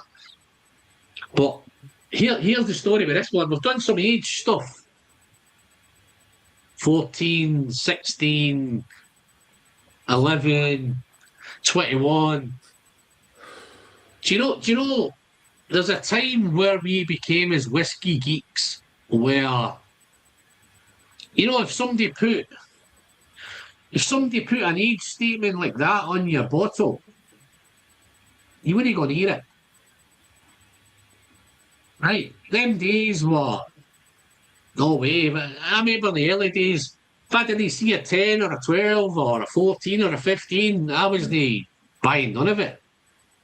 Right? But then all of a sudden, 8s, 7s, 5s, 3. I've just bought a 3 today from the cairn, and I got delivered today, a 3-year-old. First one for the cairn, right? 3-year-old single malt whiskey. Some colour in that 3-year-old. Yeah, I'm convinced this was the first one that made it acceptable to get that age statement on there on whiskey. 8-year-old. Right? Wow. Fuck's sake, Frank. What you doing, man? I've had a few whiskies now, man. You can't talk to me like that, man. You know, if I was going to go fucking Patternish or Patterson-ish, I'd chuck it on the floor, but there's no way I'm chucking this on the floor, man. You know, there's no... Hey, I'll tell you something, even with Patterson, right? There's no way Patterson would fucking chuck this on the floor either, man. Trust me. He's chucking Jura on the floor, mate. All them videos that you see getting chucked on the floor, mate, that's Jura. That ain't, or maybe Dalmore, but that ain't any of this stuff. It's a White Mackay. But you know, I think this Kilkerran led the way for the younger age stuff. And I think it led the way for all these young distilleries now who are quite comfortable putting out a 5-year-old, a 6-year-old, a 7-year-old, an 8-year-old. And I think this is the trailblazer. This is the daddy that started it all off. But who wants to start? What he's getting on the nose of this one? Everything. All I've got running through my head now is, hello, how are you? How are you? Very well. Welcome. Thank you very much. I'm still got it in my head. This is my sixth sense of humour, man. But I'm sure he's going to come up on some list somewhere, some paedophile list somewhere. I'm telling you, Patterson, man, he's going to get. You know, there's going to be a story dropped on him, man, where he's fucking these chloroformed young birds at whiskey tastings and all that, man. I'm telling you, allegedly chloroformed at tastings, man. But yeah. Yeah, so balsamic vinegar. Moving on. Yeah, it's no chloroform, it's balsamic vinegar. Yeah, that kind of thing. So this is as far as I know as well. They changed this. This was as far as I know, it's the only one that's done in recharred Oloroso. As far as I know, the other ones are now just Oloroso or bourbon or port. I think this is the only one to be recharred. The one that came after this was a shocker. This was probably the best Kilkerran I've ever tasted, and the one after it was probably the worst Kilkerran I've ever tasted. The other one, the one after it was all full of sulphur and all full of rubbish, wrong nonsense, man. What is this here? What is Jason saying? Oh, yeah, look at that. Yeah, my missus fancies him, by the way. My missus had a picture of him on her wall. Perth Roxbury, man. How you doing? Do you think the new 14-year-old from Aaron this year will be one of more hyped releases? Should it be like the original? No, I think. Thank you very much, mate, for the. And I'm going to have a wee sip of this.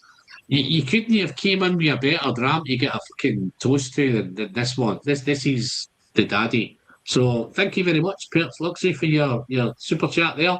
But to answer your question, let me have a wee sip of this.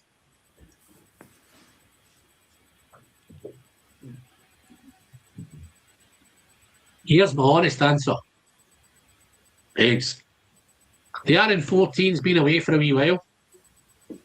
I actually think that the RN14 wasn't as good as everybody seemed to think it was.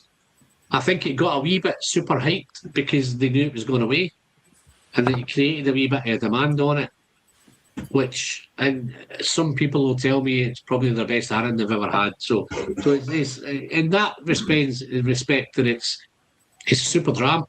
But I think we need to forget the old one, and we just need to see what the new one brings, just to see what it brings, what it delivers. I think it must be, 5 or 6 years since the old one?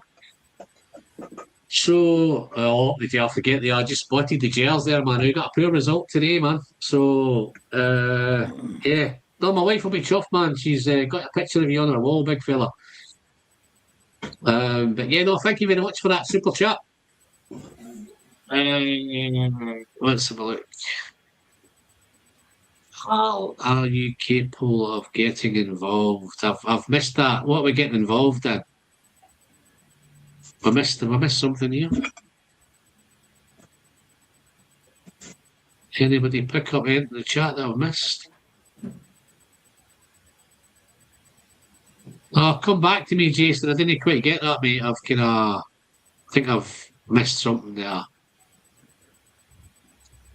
Oh, there's one there, Dave. Dave, I don't want no influences, man. The Kilkerran is #1 dram of the night. Even beats the Boona 25. And that's Boona 25 is another complete belter.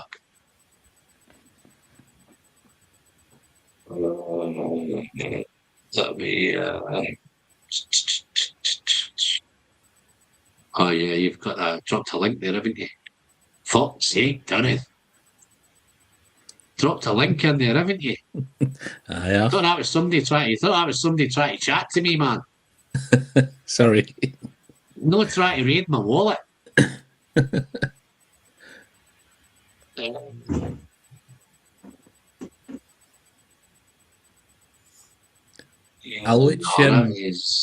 What year or batch is this Kilkerran 8? This was the very first Kilkerran 8, Darren. Right. So this for me, if I remember right, it was 2019, I think. Right. So it came out in 2019. I got onto it at the very, very tail end of 2019. I think I'd just done my Whiskey of the Year review and everything. And then I came across this. So this was my very first review of 2020. And as I say, I called it on the day. I says, this is Whiskey. I know it's video 1 of 2020. And it was COVID and all that. I remember it was COVID and all those crazy times. But this is just never going away. This never, ever, ever disappoints, right? And I'm going to make a bold statement, guys. This was my favourite all-time Kilkerran. Nothing has ever come close to this. And I think I've had a whiskey of the year, Kilkerran 16 as well, but that 16's nice. But this is all for me. That Oloroso, that char, everything that's gone on with this is just phenomenal, and it's probably what kept me in sherry, man. If I was being honest, this is just a real. If you're into sherry, then there's no way you kind of like this, and it has that wee hint of that wee subtle smoke thing in the back as well, man. You know, that wee bit of peat, I think, just that tiny wee hint. And that's why the second one was such a disappointment. The story I'm going to tell, guys, I think I mentioned it earlier, is it's the only video I've ever did. I went gaga on the video, guys. If you've not watched the video, go back and watch it. And I put out a request, can I find it anywhere? If somebody's in the chat or somebody who watches the video can tell me, drop me a link, drop me a whatever. Darren, if you drop me a link to this, to buy a case of this, then I'd just fucking scrap the live stream and go straight in, right? As soon as I find it, I'll send it over. I put it into my spiel in my video, and I got a few kind of comments, blah blah blah. And then there's a guy in the comments. I should really remember the guy's name because I'm forever in his debt, man. He sent me a link to a wine shop in Belgium. Right? Thought, I'm taking a chance here, man. So I emails the wine shop in Belgium and said, listen, I hear you've got a kind of Kilkerran 8 on your shelves. Do you still have it and can I buy it? He says, yes, we do still have it. I text him back, says, how many do you have? And he says, I have a case. I says, please, can I buy the case? So I bought the full case of this whiskey and they sent it to me from Belgium. And I'm forever under debt, man. I have along the way. That was 2020, guys. Let me just tell you something, right? I bought 6 bottles that day, right? Those 6 bottles are long gone. So the ones that I have on the shelf now, I've picked them up. Every time I'm scrolling through an auction, I just type in Kilkerran. And if one of them comes up, I just pick them up at auction, man. So I must have bought over the years maybe a dozen bottles of this. This is the bottle that I've bought the most. Just got my 2025 Kilkerran 16 and it's a sherry bomb. Yeah, it's the dark one, isn't it? Yeah, I think I've got it here.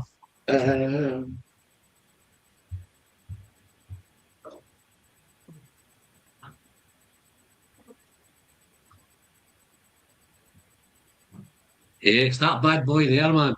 Look how dark that is. That is a real nice dark Kilkerran 16.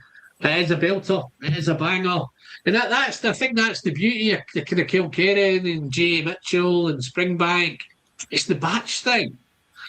I think not a lot of the official bottlers do the batch thing. They try to keep it all the same, try to make everyone the same. Whereas J. Mitchell are just up there and out there and going, do you know what?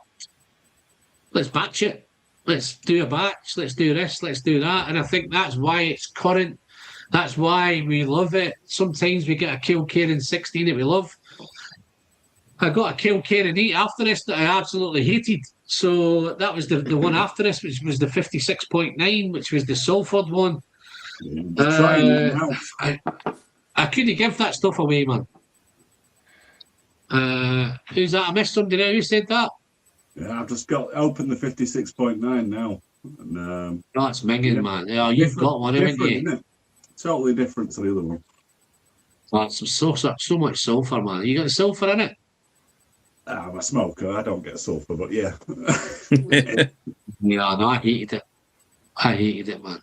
Well, hopefully you'll enjoy it, Al. Hopefully you enjoy that bottle, man. But if you ever see one of these at auction, Let me give you a piece of advice, guys. These are all wasting your fucking time trying to bid on it. Right? Don't bid on it at auction. If you see it, it's not worth bidding on. It's not worth going out to get. It's minging, it's shite. Somebody will always outbid you. So I wouldn't bother my arse trying to go to the auction to get one of these, man. Just enjoy this sample that I've sent you today and just thank me, you know. But yeah. Okay. Give me some notes on this, guys. Give me some of the stuff you get. Strawberry jam. Yes. Just before you go any further, right? Just watch how different these notes become.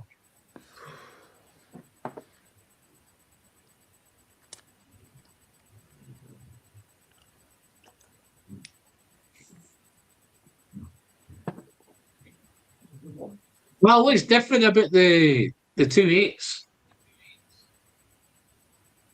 Apart from this is better. Yeah, it's just totally different. Totally different. This tastes like what I expect good whiskey to taste like. No, can I tell you what I think happened? Here's what I think happened, Al. They produced this Kilkerran 8, right? And they didn't realise what they had produced, right? They didn't know what they had produced. They had no idea what they had produced. And then they just sat back and watched the hype explode. And they just got lazy with the next one. I think they just got, this is like a lazy bottle. I think when they go, oh, fuck it, this, the fuckers are going to buy all these Kilkerran 8s now. People are still trying to buy that last year's one. They're not still trying to buy it. They'll just snap this up, man. Just put anything in that bottle. And that's what it seems like to me. I doubt that's the case, but that's what it looks like, is that they just got lazy and complacent and thought, yeah, let's fucking milk it, because if they can't get that one, they'll buy this one. You know? Yeah. That's definitely the best Kilkerran I've had. This is the best. This could easily, Ian, this could easily be the best whiskey I've ever had, man. Easily. I'd be hard pushed. I tell you why I know how I'm probably quantifying that is I just keep buying it. I'll just keep going buying another one. I'll just keep going and buying another one. I'll just keep going and buying another one. Even if I don't need it, I'll just buy another one. You know what I mean? Mm. He's getting some echo back from me somewhere. Am I getting some echo? Okay. Oh, there's Hamish. Hamish, how you doing, mate? Hi, Hamish. I think I'm smashing one of your bottles here, mate. I think you, if I'm not mistaken, I think you picked this up for me at the distillery. This is the distillery exclusive. Last year's Pedro Jimenez. That was the first one up on the tasting day. But I digress. I'm being distracted from my heaven.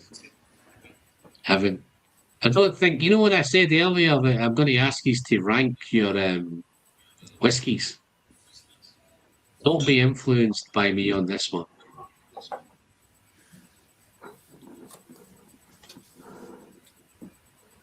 Just let it go. What we're doing here, let's have a bit of chat.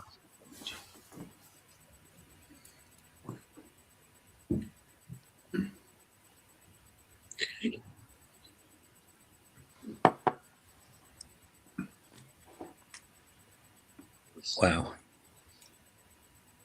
Got one of them shitey messages is coming up, man. I'm going to try and do a bit of chat here. Let me just enjoy this, guys. Let me clear this off. I'd buy more Australia, but Nick still hasn't resumed international shipping. Absolutely, Glen Scotia released recently. Okay, Perth. Look, say, here's one thing that I always tell people about Glen Scotia: be careful, man. Ian knows what's going to be coming. You don't you? You know what's going to be coming. I have one no. I can pick out a Glen Scotia with a balaclava on, with a blindfold over that, and a set of headphones on, and all I need is to be able to put it in my nose. And it's that baby sick thing, man. It's a little baby sick lactic note. Don't get me wrong, guys. There's only been one whiskey that it's been really, really bad in, but it's there or thereabouts in all of them. There's just a little hint of it. It's like almost like sulphur. If the sherry thing's got sulphur, I tend to pick up this kind of lactic thing in Glen Scotia. Not to diss Glen Scotia, you know, one of my favourite brands. You know, no messing with them, but it's there. I think it's just a characteristic that sometimes you pick up from distilleries that you maybe sip on a lot. I love Glen Scotia. What am I doing? Say that again, mate. I'm a big Glen Scotia fan. No, it's great, man. It's great. It's great. Don't you get the lactic thing?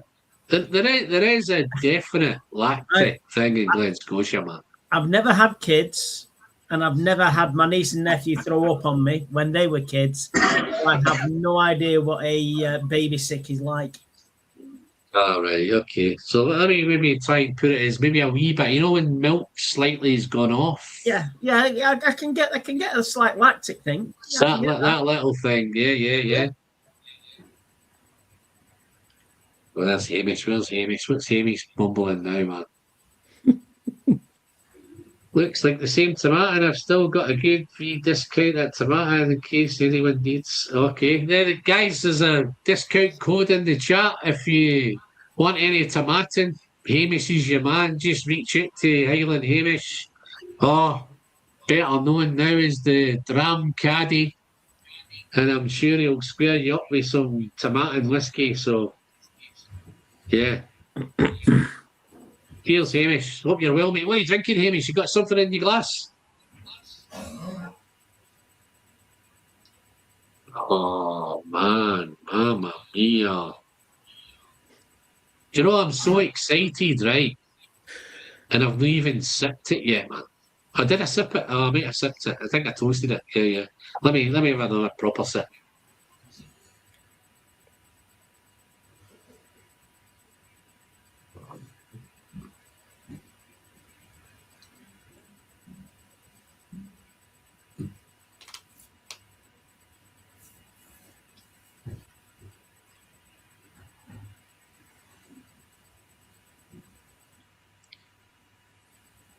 Oh my God.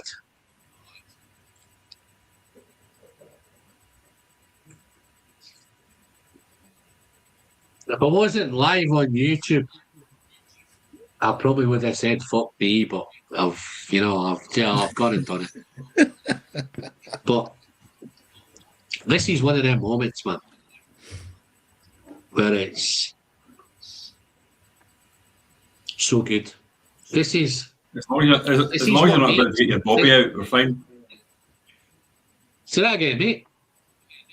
As long as you're not about to get your bobby out, we're fine. At least it's under the table. Yeah, you won't know anyway. It's under the table, man. But yeah, I don't think I'll. I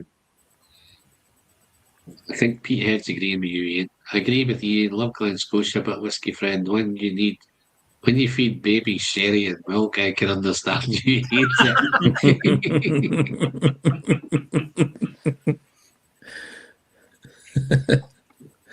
I don't know.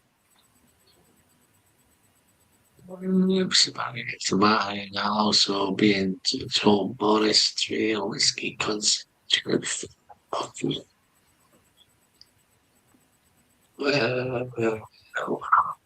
Welsh, how you doing, mate? Just polished off a Glen Scotia 18, decent button. Wow. I've had Salford Longrow 18 though. How you doing, Welsh? It's been a wee while, mate. Our paths have not crossed for a long, long time. Great to have you in. Nice to see you. Hope you're keeping well. Hope the family's well. Hope you're still sipping on good whiskey. You will have probably have tried this Kilkerran, Welsh, back in the day, man. 2019, man. Do you remember it?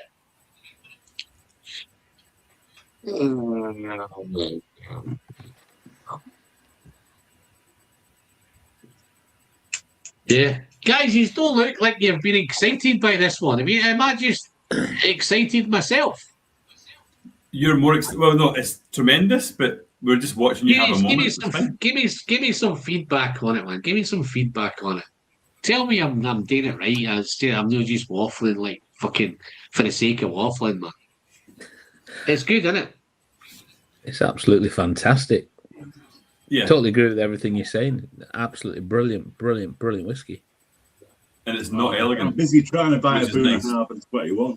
No, this is no elegant. No. This is the complete. Well, it's probably I'm going to bring my true colours out. I'm no elegant, you know.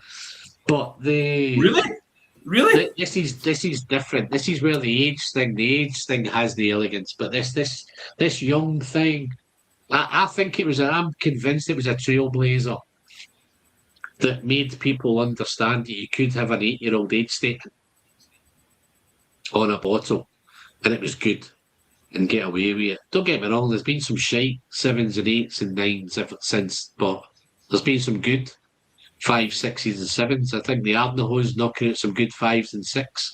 I think Miko Tor's knocking out some decent 5s, 5, 6, 7s.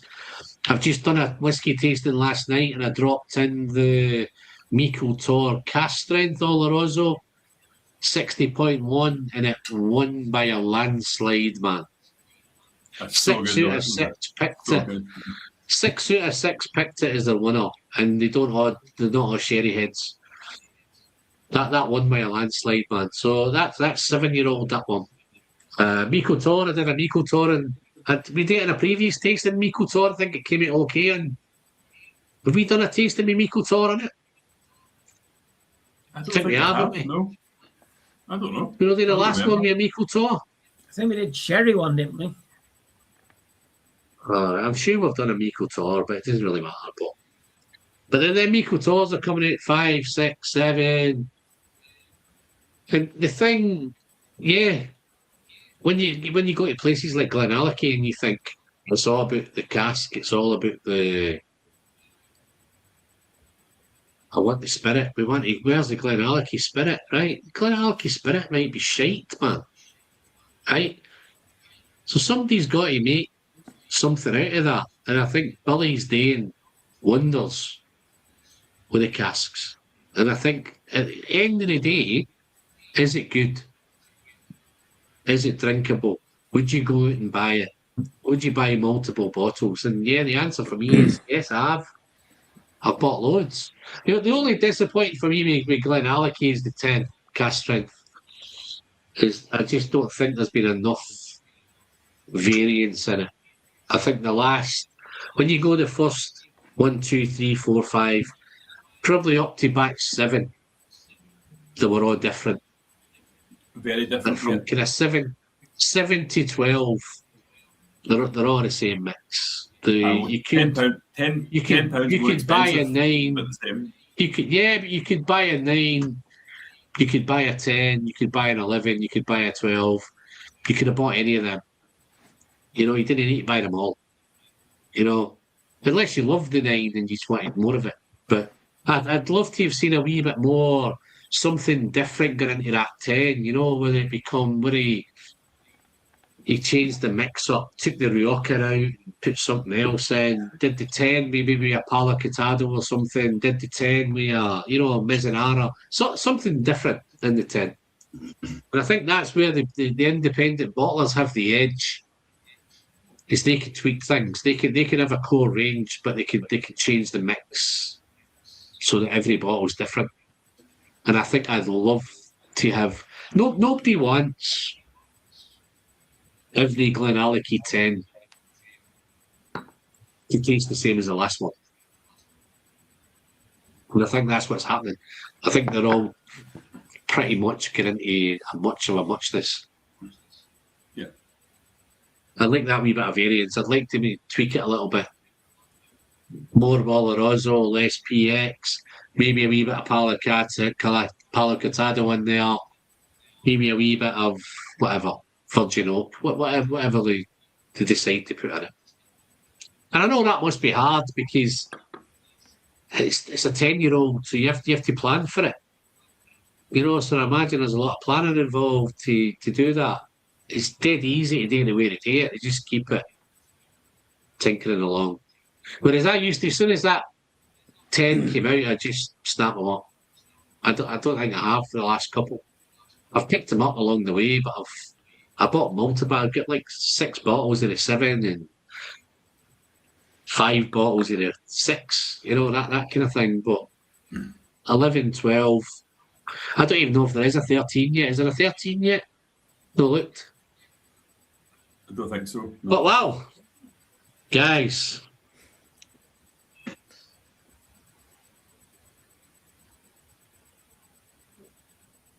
I could take all these bottles away, man. Just sit with this one all night. And I know that's not a game. We You know, that's not a game. But I do have a wee bit of excitement at the end. I do have something that can follow this. Because when I put the lineup together, I thought, I've got to follow it. How am I going to find something that's going to follow it? Right? And I think I have one. It's a big fucking bruiser, man. It's that Booner. Yeah. Back to Booner, man. My heart's at Booner. My heart's at Kilkerran. But yeah. Same story again, guys. If you want to dive ahead and get into the Booner and leave me with this for the next 25 minutes, I'll be okay with this for 25 minutes. Should we leave you alone with that glass? You know, Aye, So turn the again, screen mate. off. we'll turn our cameras off. We'll no look. Oh no, I could make it even better. Hold on. Where am I going here? Where am I going? I've got to go somewhere here. Let's have a look. Can we do it? I could do it this way if you want. We'll do it that way if you want. How's that look? No, we can still see you. Oh, look at that. Look at that.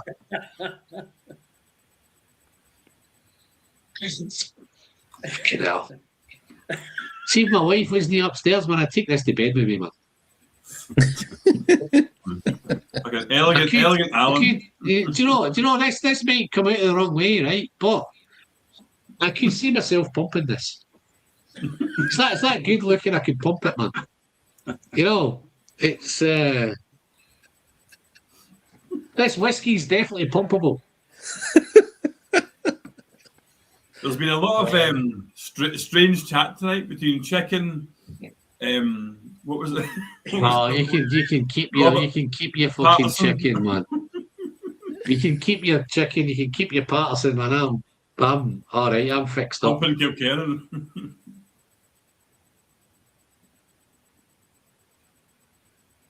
And you know what it is? It's not a. It's got a lovely, lovely nose, and it's punchy. It gives you that big fucking burst of whatever you know the big sherry heads want. In fact, that 57.1, I think through this whiskey at 57.1, I actually believe it's my favourite strength of whiskey. I think there's no many 57.1s that I've not enjoyed. Imagine Edrador Caledonia at 57.1. You know, imagine those straight from the casks, 57.1. The only one that really comes close to this for me is Edrador. It has that kind of dirty sherry. You know, sometimes you can get too clean, too nice, too kind of sweet and sugary sherry. But this is the dirtiness is what does it, I think. And I think that's the Campbelltown. I think there's a bit of Campbelltown in there. That's okay. Are you guys still? Are you on the Boona yet? Am I dragging behind? No, Yeah, we moved on to the Boona Boona. for 20 minutes now.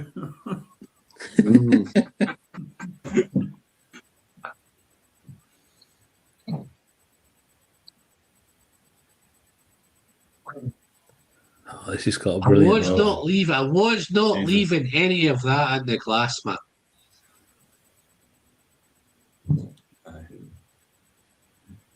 Do you know what? I don't even want to cleanse my palate.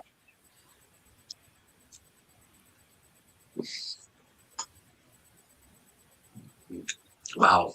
How's the Boona going, guys? What are you getting? Wee bit of info on this one. This This is is a vatting of 7 sherry casks. 7 peated sherry casks from Islay.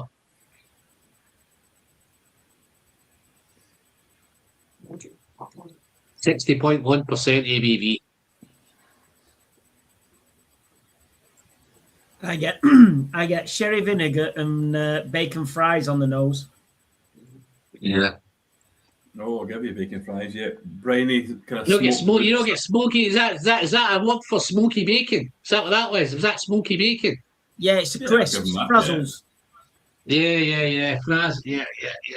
I get that, mate. wow. As you can see, also, I don't know if you can see behind me, guys, but I'm well stocked up on this one as well. This was just every time I see this, I buy it. But I'm not the biggest peated fan out there, but that sherry with the peat, this is my kind of Oudie Gal was my peaty sherry peat thing that I used to kind of gravitate to. Oh, I tell you what, how nice is that colour as well, man? Fucking hell, Dave, what you got? You got Coca-Cola in there, Dave. It's so dark, eh? Look like you've got Coca-Cola. I didn't think it was that dark. I need to compare this, man. I'm going to have to pour another Kilkerran 8 just to check the colour on these, man. I thought this was going to be the darkest.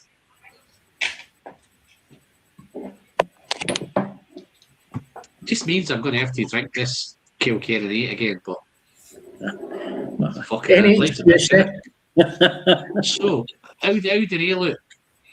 How do they look? What looks darkest there? Let's have a look. They look the same, don't they? Same, aye. I'd say the Boona's slightly darker, but only ever so slightly. Yeah. Yeah. Oh, it does look darker.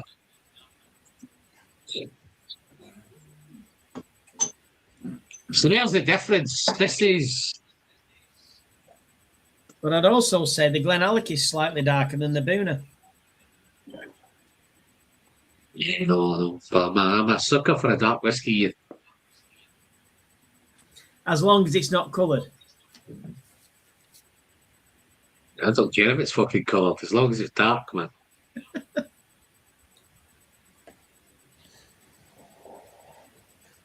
I'm saying that's dark, that must be good. I fall into that category. That's dark, it must be good. Oh, I think I've missed a load of the chat, haven't I? I'm thinking chat's froze, isn't it? Let's have a look. I've heard some tasting remarks in my time, but pumpable.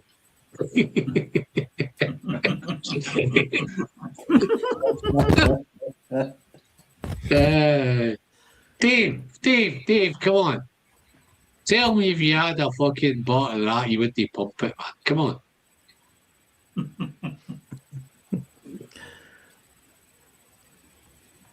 Finally, we agree. Fuck's sake, Frank. What am I agreeing? I don't even know what I'm agreeing on. On the ABV, 57.1 ABV.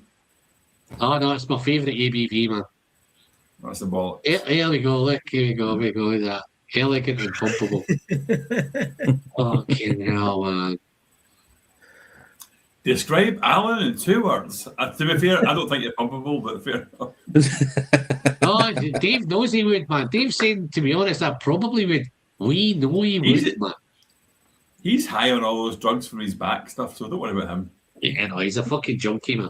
He's a junkie. I tell you, I watched a really, really interesting, just to go off track a wee bit. I watched a really interesting podcast with Billy Walker. And Billy Walker's first love is science, right? He used to be a fucking, I don't know, a biologist or some sort of chemist. He's a chemist, wasn't he? So he's some sort of chemist, right? And do you know what his biggest, if he had a wish list and he could produce his wish list, what his wish list would be, he would love to produce a painkiller that's non-addictive. That was with the whiskey baron, wasn't it? Yes. Yeah. Yes, I watched it. That one. Yeah. I thought it really, really interesting, man. He's that thinking that how much good would that be in the world, man? Where you could have a painkiller that you don't get addicted to. You know what I mean?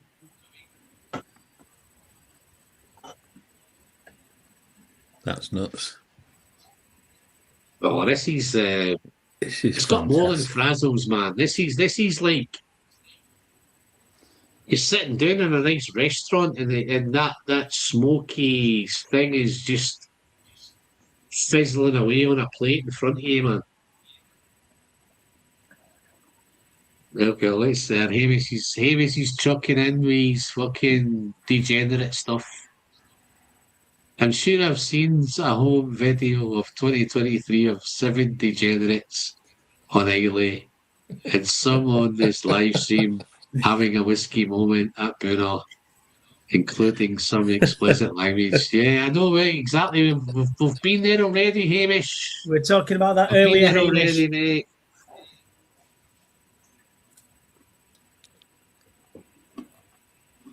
That was a good trip, man. I need to do that trip again, man. I'm up for it. Somebody's got to plan it, man. It's the planning. Dave. I'm trying to plan 4 days in Glasgow, and it's a nightmare trying to plan it. Try to plan 4 days over there, man. You might go there and not get a fucking ferry back. You know that's the kind of planning. Yeah, no. God, you got to go to this best restaurant, man, and you get there and there's no fucking chef. You know what I mean? I remember when you did that in Arran. Yeah.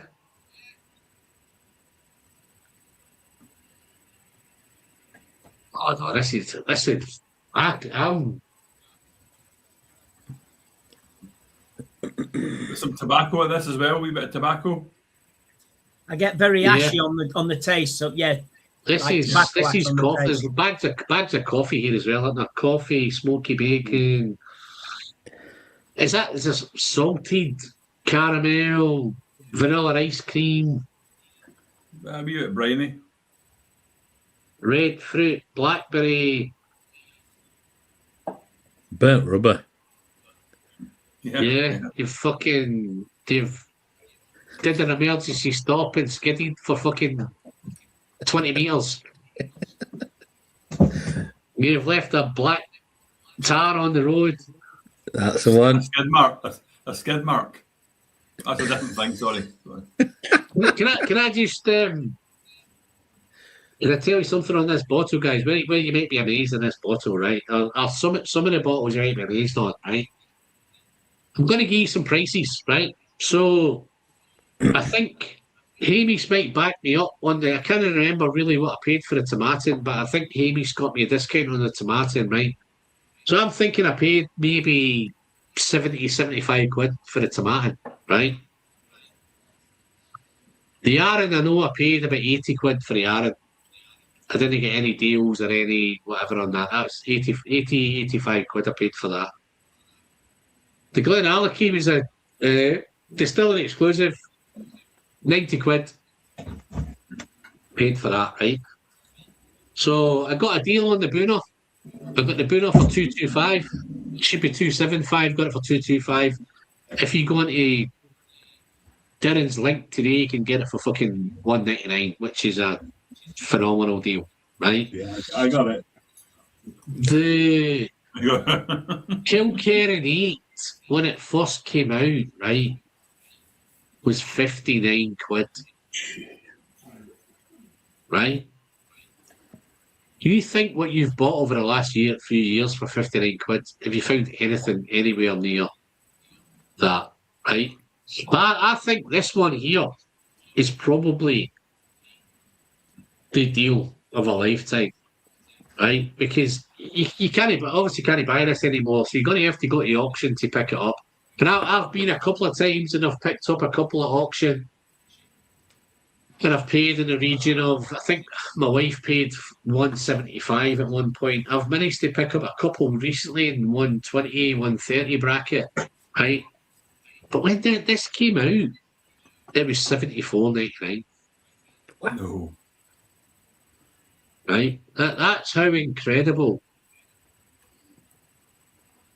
where whiskey's gone, man. 74.99. And was that without the age for statement? that bad boy. No, this is it's just class. It's just called Bunahaben Moin Oloroso. This is a wee bit what's the word I'm looking for? What's the word you look for when it's sought after? Unicorn. Unicorn. This is definitely a unicorn Buna. And I think if you scroll through the auctions now, they've got much cheaper. These must have hit 400, 500 quid at one point. But now they've eased back. You can pick them up 120, 110. Bit of luck on your side, you can get them a wee bit cheaper, but it's definitely 100 quid. Dave's up for a trip to Isla. You got any fucking Dave? You've got that much fucking time on your hands. Come May time, you can plan it, but you need to get it planned for May or June. Plan it out, where we're staying, where we're eating, where we're visiting, who's fucking taxing us around. We had a nightmare with a taxi last time, but who's getting us from A to B? And it's like it's going to be precise, mate. You need to be precise. You have to be at Booner at fucking 11:25 and out of there at 1:55 to get to wherever. But I know you're on it, mate. You're good with that. You're kind of organised. I nominate Dave is the organiser. Second. For who seconds, Dave? Dave, take it out, mate. Let us know what you think. Yeah. You've got second and third, Dave, so you're well in the frame. Put some of that good time to use, man. So this definitely smells lovely. I think I'm getting an echo myself. Nobody getting an echo? No. No. Oh, it's just not my end, I think. I'm hearing myself fucking twice, man. Oh, horrible. Can you imagine? Yeah. I won't want to hear you once, let alone twice. No ferry backs. Hey, Frank. Well, in Frank, that's my plan exactly. No ferry back sounds great to me. Yeah, no echo. No, I think it's just not mine, I think. I can just hear myself twice, unless I'm just... But wow. Let's send this one. That,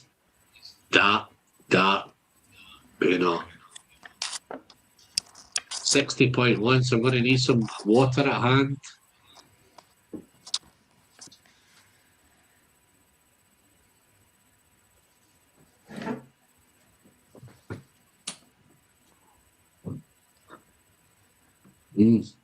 This is just outstanding, this one. It's dry, innit? Really Dry. Fucking... This is wow. Amazing. Really Wow. enjoying this. I think if you're a peathead, if you're a peat guy, then this is no brainer. Let me know if you want to get rid of one of your bottles, Al.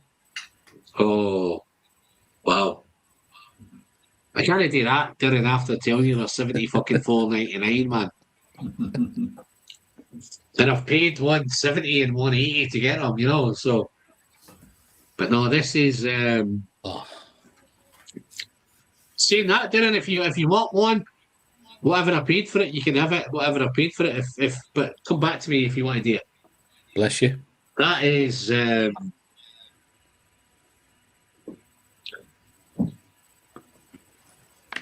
surprised, but I'm not surprised because when I put this tasting together, I thought, how's it going to work? How can I get from A to B, keep everybody engaged, keep everybody interested, keep the quality going? And then I thought, 5, I've got fucking Kilkerran 8, Oloroso, Richard at 5. How am I going to fill 6? So I cracked open this bad boy. And I thought that will definitely get us past the only dilemma you guys have got there, Steve. Pick how you're going to lay them out.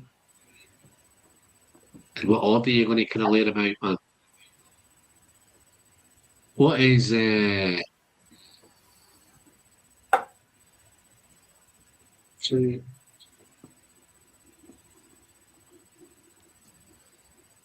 No. Frank.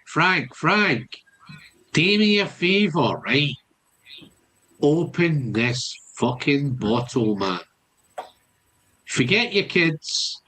Forget auctions. Nothing's making any money at auctions now, Frank. Forget auctions. Get it smashed open, right? Because I think, like, I've not even finished. Like, Nope. You love it, mate. Honestly, it's a bad boy. It's a bad boy whiskey, Frank. This is what you're missing, big boy. Frank by name, Frank by nature.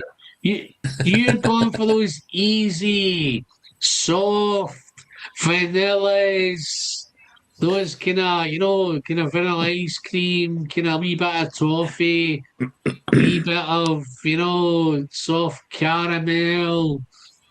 Let's get the big boy whiskies, Frank. Come on. No, I love you, Frank. Put hairs in your chest. No, that was, to be fair, guys, that following that Kilkerran 8, that was fantastic on the palate, man. That was nowhere near bullied by that Kilkerran 8. If anything, that said, listen, I've got my fucking big boy pants on, man. I'm in there. Yeah, it's got a big pair of balls, that one. There is balls in it, but it's not your thing, is it? You're not a peaty guy, eh? Oh no, it's we're turning. Nope. No, but I think here's the thing, Paul. I think as a sherry lover, when you integrate a wee bit of peat along the way, I think then you become that kind of sweet peat guy. That kind of Oudie Gal was a gate opener for me. Oudie Gal was the first one I went, oh, that's the first one, oh, that's a bit smoky. And then I went, oh, wait a minute. That's actually quite nice. So, Ardbeg Oudie Gal was a kind of trailblazer. A gateway. Lafroig's, I'm no a fan of Lafroig stuff. That's the kind of more Frank's thing, ex-bourbon, a little bit sherry here and there, but I think it's more kind of pungent, earthy, medicinal heat. I think this is more the kind of sweet peat, sweet sherry, earthy. Like Ardnaho. Say again. Ardnaho. Ardbeg. No, but do you like Ardnaho? Yeah. Oh, I love Ardnaho. Yeah, no, I love Ardnaho. Ardnaho Ardnaho for me is one of them. Yeah. Ardnahoe is very similar to Ardnamurchan.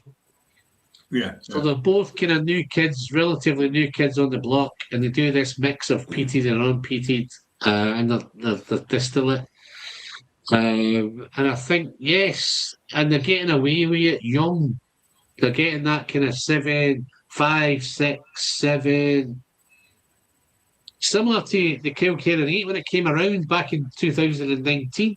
They had something that the young, they kind of covered the young thing.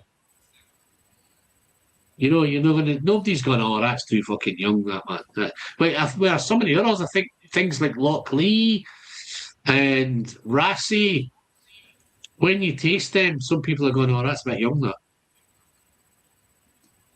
You know? But I think with the Kilkerran 8s, nobody's gone, oh, that's too young, that. Somebody's saying, oh, there's too much sherry or there's too much bourbon, and that's the batch thing. But I think some of the younger distilleries like Rassie and Isla Harris and Locklee, what's the other one down south? What's the one just over the border? Something Annandale. Annandale. Annandale, yeah. They're young. They come across young. You know, Rassie's young, Locklee's young. But Locklee's probably, if I'm not mistaken, I think they're similar in time to Ardnahoe, but nobody's saying Ardnahoe, that's too young, that. But I think you can get away with young Nobody's people. saying Young people. And in fact, I think Locklee's older than Ardnahoe. But I think we Ardnamurchan, nobody's saying, oh, that's still young, that, man. You know? Whereas, like Clydeside, they're saying, yeah, we're still chasing Ardnahoe as young, yeah. Yeah, but it is I don't think it drinks young, man. I think it drinks young, Hamish. It is young, but when you're thinking it's now 10 years old, is it into that 10-year-old bracket? You know, we have drunk an 8-year-old tonight from Kilkerran from way back in 2019. I don't think that came across as young. I think Rassie, I think sometimes when we taste this particular one, you go, well, that's a bit young, that. Or maybe it's just me. You guys are probably up there round about Rassie and Locklee and that kind of thing. I've just picked up a bottle of the Sowing Crop 1 at auction. I think it's one of the first Locklees that came out. Crop 1, the Sowing. Picked up for £22.50, man, right? And I thought it's 46% ABV. It's worth the punt at £22.50. I think it retailed at 50 quid when it came out. It retailed 50 quid. Anybody tried the Crop, the Sowing Crop 1? Anybody tried it? Look, yeah. Lee. 2, I've had 2. Give me an idea. I liked them all. I did a tasting with Robert Graham's, and I liked them all. I thought they were all absolutely fantastic. But doesn't blow you away. But lovely, yeah. The cash string stuff's nice. Yeah, but do you think those though? I'm just bringing those brands in for the sake of bringing them in, but I've been to tastings and festivals and that's a bit young. That's a bit, particularly Locklee, Rassie, Harris, even Torrevieja early doors. But Torrevieja's changed a little bit because as soon as they brought that fucking cash strength out, that changed everybody's. That dialed it up. Oh no, Torrevieja's here. So I think some of the younger ones that are 5, 6, 7-year-old, they're quite confident now of putting out whiskey at 5, 6, 7, 8 years, right? But I think whether we're now becoming acceptable because Ardnahoe was only 5 years old and every cunt raved about that 5-year-old. The Fizio was like 6-year-old. So nobody's saying that Ardnahoe's too young at 5. But some of the others might be. I don't know whether it's a perception Distillery Perception, Loch Lee. I always find Loch Lee, the first thing people tell me is it's too young. Would that be right? Yeah, well, for me, like the Loch Lee, a little bit of the Rassay, not totally, because I do like Rassay. But the thing is that for me, the peatiness of Ardnahoe and Turravaig gets rid of the vegetalness, the youth of the likes of, so Ardnahoe and those which are young. Same with Glen Alecky, 5-year-old. There, it's the peatiness gets rid of that vegetalness of the which comes across as young for me. So therefore, it doesn't. If it's a peaty whiskey, it's much better younger than it is for unpeated whiskey. So you think the Rassay, where they're suffering with Rassay and Loch Lee, is they're doing that fruity lowland character thing and keeping the distillate is they want to get a wee bit of peat in there somewhere and help it. It's because it's Rassay's more peaty, Yeah, more Rassay's peaty. 3 peat, 3 unpeated, isn't it?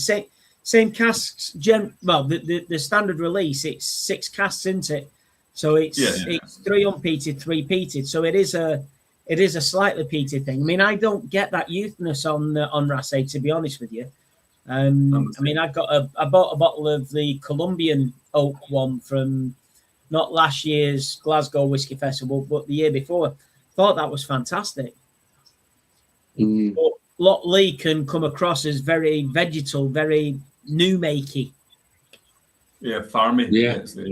Whereas if you get a peated young whiskey like Ardnahoe and Ardnamurchan, it seems to get rid of that new make vegetalness for me.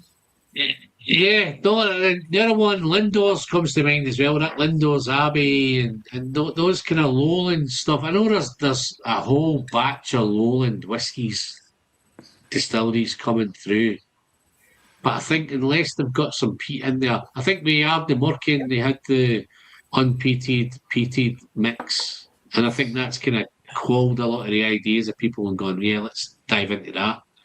But I don't think it came across young. Maybe I'm just fucking waffling, but I've never really got into Lindors and Annandale. Yeah. I've never really got into Annandale, but I also think it's very expensive for what it is. Annandale's too dear, man. Annandale's too dear, man. They've dived on the kind of fucking Mana Sword thing and all that, and made it exclusive and try to make it luxury and. See, the same way the English one did. What was the English one in the Lakes? They've went all luxury, haven't they? The Lakes distillery, man. They sold it to some fucking big gazillionaire, and I've never really connected with the Lakes. And I know the English. It's a different thing with the English altogether. But I was a big fan of the Lakes, but recently, it's not really resonated. Now I know there's a tasting at the whiskey shop when we're going up to Glasgow on the 20th, but it's Hemmel's doing it, and it'd be interesting. So where's the taste? Is that a tasting on the Friday? Yeah. Well, what time is it on the Friday? About 7:30 at night. Well, do you want to book that? We're getting a train at 9:30 in the morning. Yeah, so let's book. If you want to book it, let's book. I'm looking for a wee gap on Friday night. So whiskey shop in Manchester when we're in Glasgow. Oh, is it Manchester? All right, not Glasgow. I thought I might have been up there, man. But okay, fuck that. Scrap that plan. No, I'm trying to film. I'm trying to plan my trip, and I had a wee gap on the Friday afternoon. So let me check that, man. No, we'll do paper bar, but I want to try and fit something. I want to try and make the trip. I'm going to try and plan where we've got to get from A to B and no fucking about, man. So that's what I'm trying to plan, man. So I've got a wee bit of things in ahead, tough times ahead of you. Give us a shout. We'll have a chat about it. It's not a problem. Yeah, okay. because we've got to hit the Bonaccord before it closes. No, I know that. We've got Friday. We've got 1 o'clock Friday, haven't we? Till whatever. Yeah. So we could go to the Piper, have some dinner, kill a couple of whatever. But I want to try and fit something into that gap. Well, we're rocking up at the Bonaccord at 9 o'clock at night, and it's heaving, on a Friday night. Yeah. Okay, guys. So what's the take on the Boona Moyne?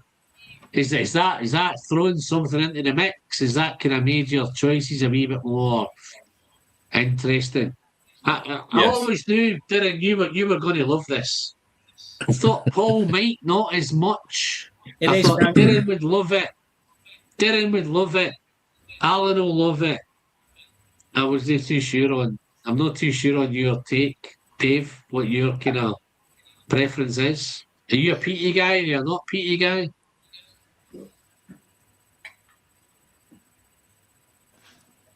Well, you're on mute, mate. Aye. Not me.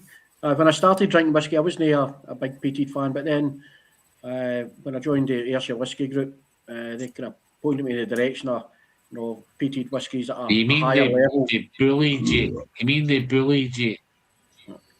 Bullied you to tell you have to like smoky, peaty whiskey? Something like that. But Dave Manson's a bully.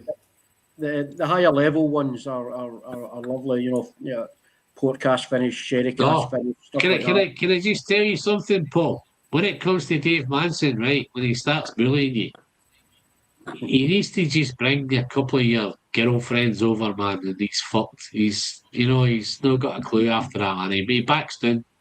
He is just a bully. But you don't even bring your two toughest mates over, man. Bring your mum and your wife over and you'll back down, no problem. But the two we've had tonight were This has been the curveball. Do you see the two tonight? They've been superb. The two what? Peated ones? Aye, the two peated ones. Ah, right, okay. I thought you meant only two superb whiskies tonight. Yeah, no, they're all superb. No, this for me tonight has been a real curveball. This is turned out beyond expectations. This is much, much better than I thought it was going to be. I don't know why, man. I always knew it was a cracker. But I think after when you have a lineup of whiskies and you've got some really, really good stuff, and then sometimes you can have 4 or 5 whiskies and you go, oh, that was shite, that was a standout, that was the whatever. What I wanted to have tonight is that you guys would really struggle to go, oh, I think if the other Dave was here tonight, he'd probably say that Aaron was his, a cracker. The Kilkerran 8 would be a cracker, and maybe the Boona. And somebody would go, no, I prefer the Tomatin, I prefer the Aaron. And hopefully I'm getting a wee bit of mix there, but it's one of them, man. Certainly when you put a tasting together, you get a mix, you get a whole kind of, you just don't want to have a shite whiskey and a great whiskey. You hopefully want them all to be pretty cool. And that was the plan with this. This is why it was premium, because I didn't want any fucking stocking fillers. I just wanted everything to be bang on and everything to be quality and everything to be kind of stand on its own. And then you go, do you know what? I prefer that over that. But that is fucking spectacular. But that's a belter. To quote some 41, all killer, no filler. Say that again, mate. To quote some 41, all killer, no filler. That's a cool, mate. That's what I'm planning on, mate. I hope there's no filler there, man. Where we go? Turn the pot still is moving away, but turn the pot still is moving away, close but not the same location. I missed something here. I think it's Dave and the drugs again. Last year, No, but at least I heard last year the pot still was moving as well, man. But Really? I don't know if that's anything to do with that. The new bond close to the pot still. Turn the pot still. Is that the bone What? of cord's moving? Yeah, it's No, I literally knew just that, I over knew the that. pot still, No, but I a little heard- bit up the road. No, I heard last year, Dave, that when I was in the whiskey festival, I heard the pot still was moving. All right. But that's been. I spoke to Thomas on the night of the festival, and he went, "Fab, no Hopefully fucking it's heard moving it." to bigger premises because it's always heaving. No, Yeah. they've got two, haven't they? They've got one at Hampden, haven't they? They've got one out towards Hampden. They've got one there towards Hampden, man. So, but I think it makes sense to move the Bonaccord opposite the pot still. Then you get two fucking crackers. And people will just go from one to the other. Yeah. Nobody's wandering around Glasgow fucking aimlessly, pissed up. They're just moving across. They're both moving. Well, what the fuck is... Let's have a look. Bond is moving to opposite the pot still, and the pot still is moving as well. But not that far. No, I did hear that last year, man.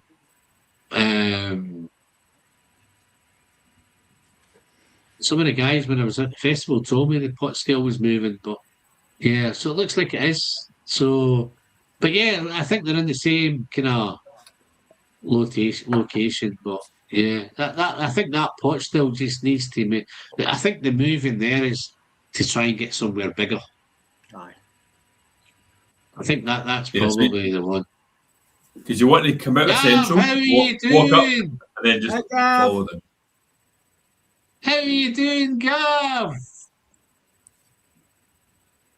Gav, I was praying that you would come in tonight. And I'll tell you why, right? This is going to be a bit off track, guys. I had planned that if Gav dropped in, I was going to kind of have a wee special moment with Gav. Gav, it's probably the wrong time, but I'm going to do it, right? Guys, if you don't follow Gav's Drams, man, dive over, click his channel, give him a subscribe, tell him the big fella Alan sent you, right? But Gav sent me a fantastic whiskey, right? In fact, let me rephrase it.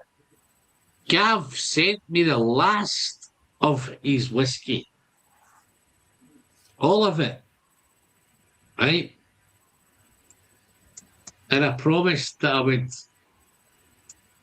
talk to him about it, but I never ever have. That was 2 or 3 months ago, right? Gav, if you're sitting back, strap yourself in. I'm going to let these guys fucking chat away, and I'm going to get wrapped up in this moment. Gav, I don't know if it's right because I've just had 6 fucking spectacular big sherry whiskies, but I'm going to. This might keep Peterhead Frank happy.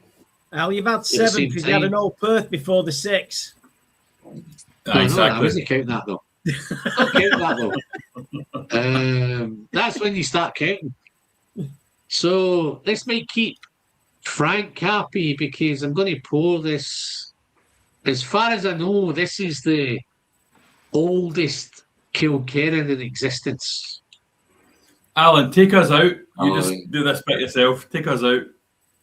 Yeah. So let me get into Gav. It's a belter. So now this is it, Gav. I've not tried it. You gave me the fucking bottle and I've not anywhere near it. So this is the first chance I've got to go into it. But yes, it's more of the Peterhead thing. It's all about the toffee, the vanilla. It's super sweet, man. It is rich sweetness.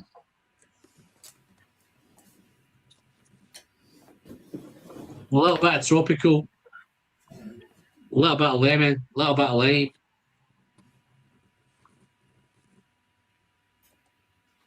It's so for 20. Well, Gav, I think you've not been in tonight, eh? But the word elegant comes to mind. This is elegant. So this is one of those elegant 20-year-old whiskies. It's bags of juice, bags of pineapple juice, lemon juice.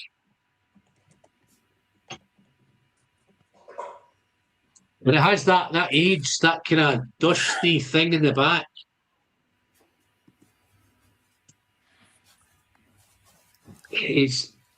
I know I keep saying it, it's lovely, it's elegant, it's luxurious, it's sophisticated.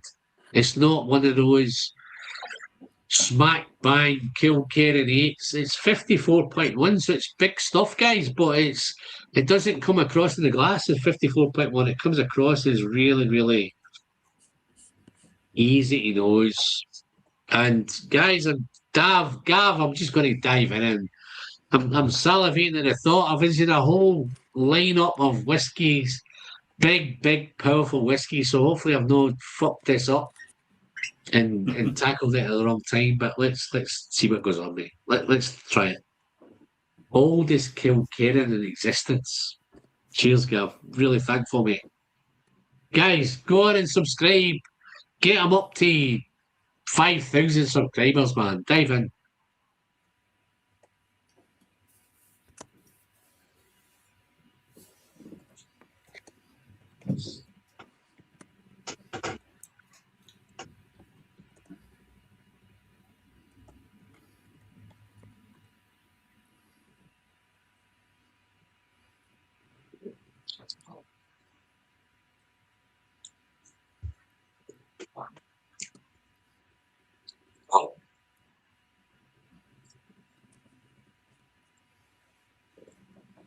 Thumbs in. Quiet. Sneaks in. It's like your 50-year-old kiddies trying to sneak in at 4 in the morning. It sneaks in. What? It all kicks off. Dad's woke up. Mum's woke up. The house is gone fucking nuts. Where the fuck have you been at 4 in the morning? It's that kind of thing. It builds and it builds and the tension builds and it gets more aggressive. But it's not when I say aggressive, maybe aggressive is the wrong word, but it's punchy. It just builds to a crescendo. Let me have a second sip of this, Gav. I need to fill my boots with this, mate.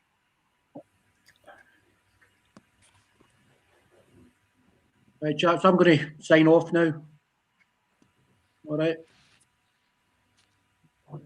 Dave, do us a Hey, favour. pal. I'll Cheers, put Dave. Drop into the chat, right? my list. Drop into the chat and put your order in the chat. Yeah, I'll put Your them in. preference to the whiskies. I don't know. Drop it in, mate, yeah? Is it no gone? Thanks for Anybody dropping see by, it? Dave. Cheers, mate. Aye, no problem. Catch you later. Cheers, Cheers, Dave. fella. Aye. See, mate. Wow. Yeah. That is nice. Here's my thoughts, right? If I've got this bit left, right?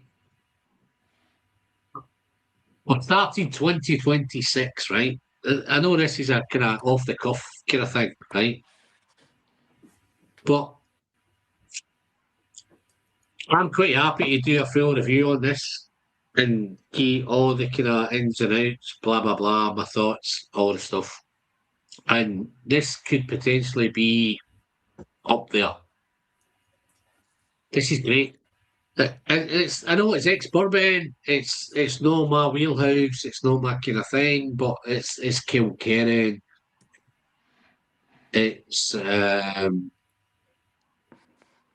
everything that it's probably in Gav's wheelhouse, but it's probably but for me it's fantastic. It's absolutely wonderful. It's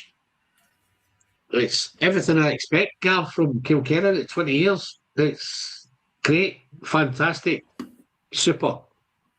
Gav knows his Kilkerrans, eh? Look at that, eh?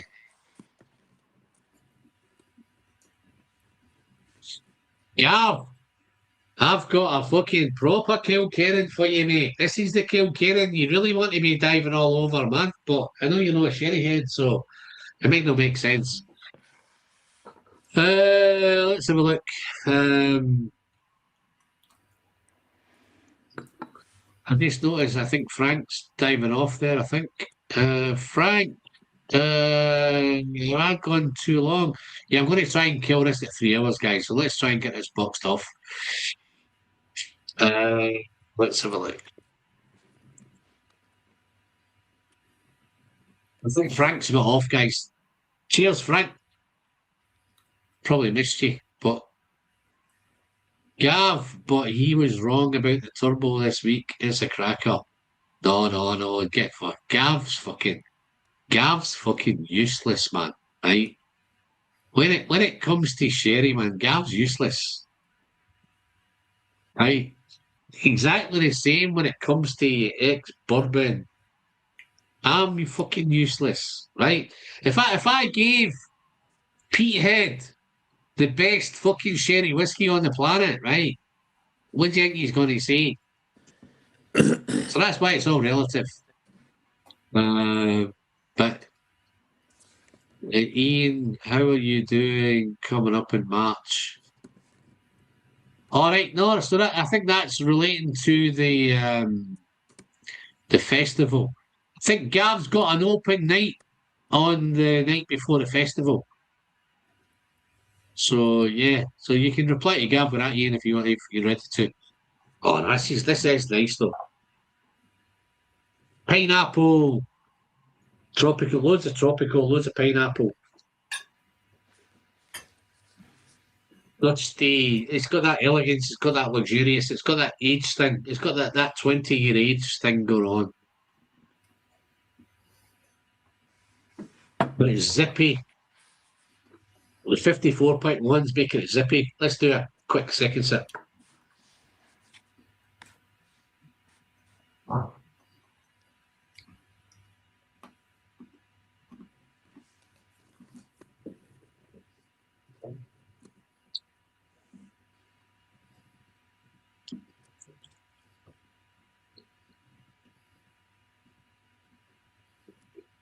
Wow.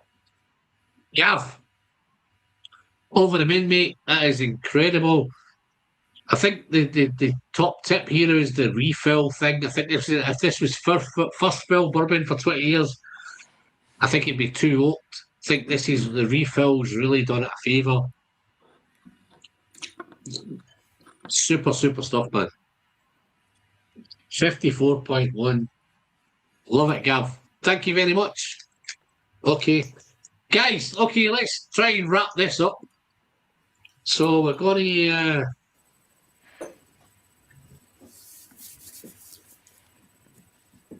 to take some scores. Who wants to go first? I'm good. Ready. Yeah, let's do that. Let's track in. Let's do. I think I missed much. Okay, so who's up first? I'll go, Alan. Oh, yeah. Yeah.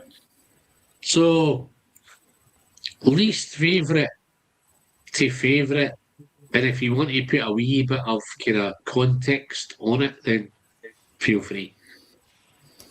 Okay, so my least favourite, but it was also an absolute. So there was no bad drams. Every dram was amazing.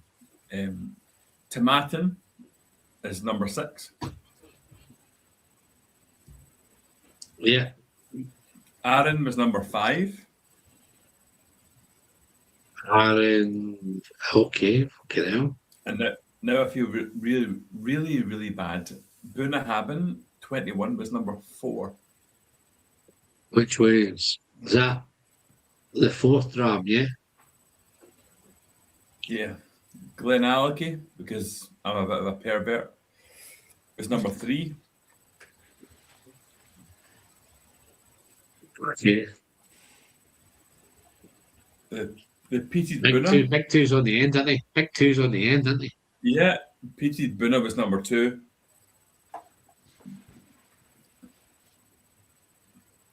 And Kilkerran 8 was number 1. Yeah, fuck this up somewhere. Let's see. So I've got Tomatin first, Yep. Aaron second, Yep. Glenallachie. No, Buna 21 is 4. Oh, Buna. Okay. I know, and I feel like Right. I just And then I was Glenallachie. 3. Yeah. And then peated Buna 2, Kilkerran 1. Wow. Okay. Wow. Okay. Cool. No, it's there's what it's there. I've So, got exactly, who's next? I've got exactly the same as Paul, with the exception of the Ian, please for fucking forgive me and saying I've got it exactly the same, but it's different. However, but the Glenallachie and the peated Buna swapped. All right, so you've got the Aaron and the Tomatin first, yeah? So it's Tomatin, Aaron, Buna 21, Buna Moyne, Yeah. Glenallachie, Kilkerran. Okay, cool. Super. Yeah. Any idea what's switched it? What's made you? It's there's very, very little. Certainly between the top. So what changed? Just through experience, what changed the Buna? You just know that PT fan, but Glenallachie just gave a wee bit more. For me, the Glenallachie gave a bit more, and the Buna was really, really good. But the ashiness at the beginning of the taste for me wasn't quite there. I'm not a massive ashy. I like peat, but I'm not like smoke. Like a cigarette smoke sort of thing, which you get right at the beginning. That's the only difference. Cool. So yeah, so that's Alan, you ready, Alan? Sure. Oh, well, yeah, I'm ready. Okay, You were born ready, mate. Yeah. that's it. Okay, There you go. well, let's start at the top of the list because I've just bought a bottle. But the Bunnahabhain Castro. Let's go for your worst one, man. What's your The worst worst one. We're not going to say worst. Worst is the wrong word. But the Tomatin. Okay. I'm going to open that to the Oloroso one in a bit and see. But yeah, Tomatin came in last. Where are we? I can't understand me writing, but I love the Aaron. It had a bit of a greenhouse note to me. Like you step into a greenhouse and there's some pungency to the smell. And it came in. So is that going to be your lead, your second worst, Aaron? Yeah. That and the Glenallachie. Strange enough. They came in level. Okay. Same as me, Alan. Cool. Yeah. So if you had to choose, if you had to fucking risk your life on the Aaron or the Glenallachie, which one would save your life? You know what? It's going to be the Aaron. Okay, so I'll do the Glenallachie and then the Aaron, yeah? Yeah. We'll have that. Okay. Yeah. Next up, we got. So then you've got 1, 2, 3, your fourth one. I expected that when I smelled these to start with, the Bunnahabhain Moyne. I've wanted that for years. It's been burning in my consciousness. I really thought that was going to kick its ass. on all of these. Nose wise, I think it did probably. I love that. So yeah, Bornhaven Moyne came in. So you've got Moyne, yeah. Yeah, but it was. So that leaves the Kilkerran. To be honest, the Moyne was above the Kilkerran for me. Okay, right. So Only by okay. by one spot, you know. So what am I making? Am I doing the Moyne or the Kilkerran is the? You've got me confused. I'm sorry, mate. I've got the Moyne just above the Kilkerran. All right, so it's Kilkerran. So give me your 6, right? Worst to best. What you Worst got? to mine, best Bunnahabhain Castro. No. What's after your best? What's next? Next worst? What's next after your worst, man? So you've got Tomatin. We've got What's the your Aaron. least favourite? We've got the Aaron and the Glenallachie in even spots. Right, but you preferred Glenallachie, so I've done it. So I've got Tomatin, Glenallachie, Aaron. Yeah. What's your next least favourite? The Kilkerran. But baffles me, but right, yeah. Okay. Kilkerran, yeah, okay. So then you got Moyne. Yeah, they've got Moyne.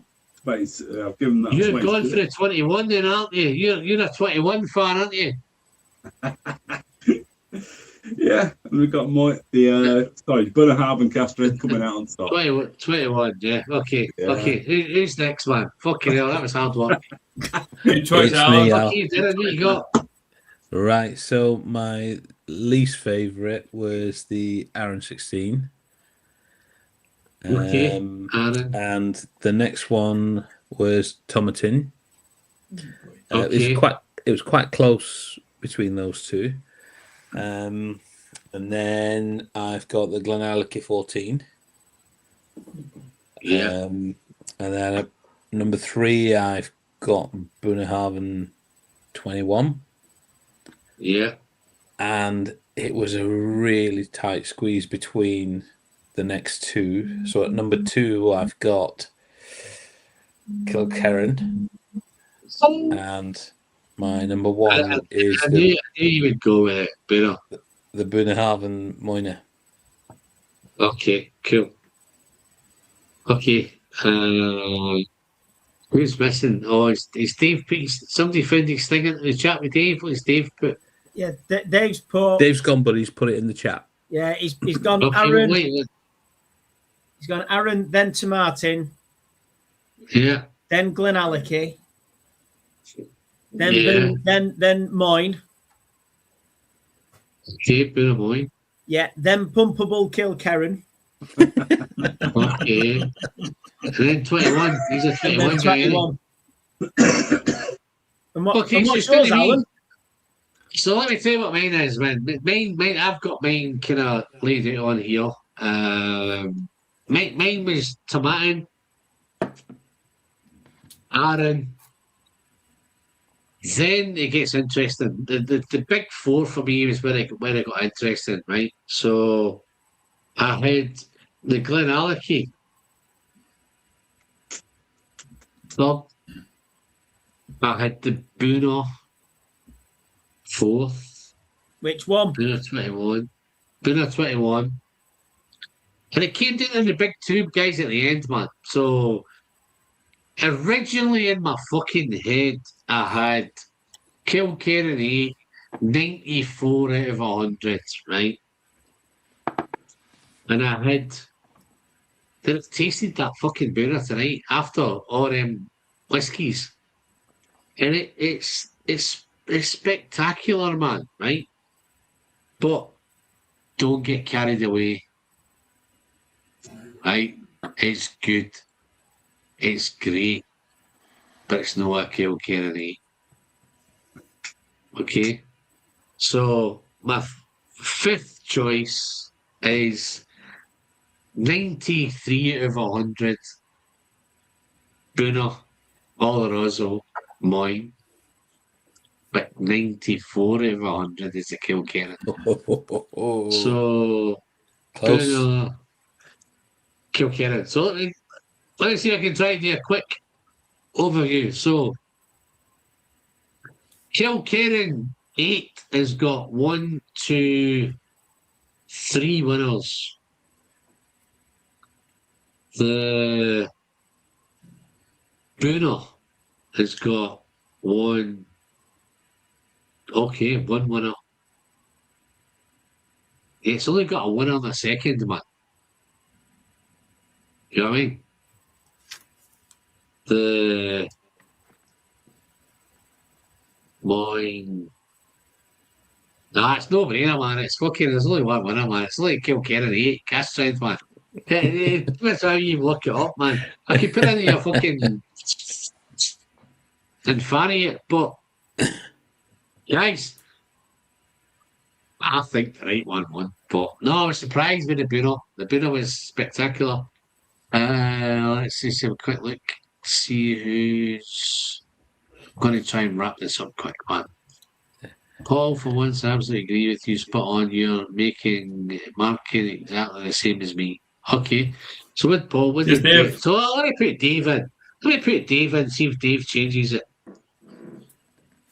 Guys, I'm going to be rude and I'm going to interrupt. I'm going to shoot. I'm going to shoot off because I've got an early start tomorrow. But thank you, and no, great tasting. Yeah. No, fantastic, Darren. Thank you very much, Darren. I was going to say a wee bit thing in the chat afterwards, but if you're going to get off, I'll drop into the chat later, man. Don't worry about it. I've got something coming up that you might be interested in. If you want to get involved in, then great. But we'll do it. I'll catch up later with that.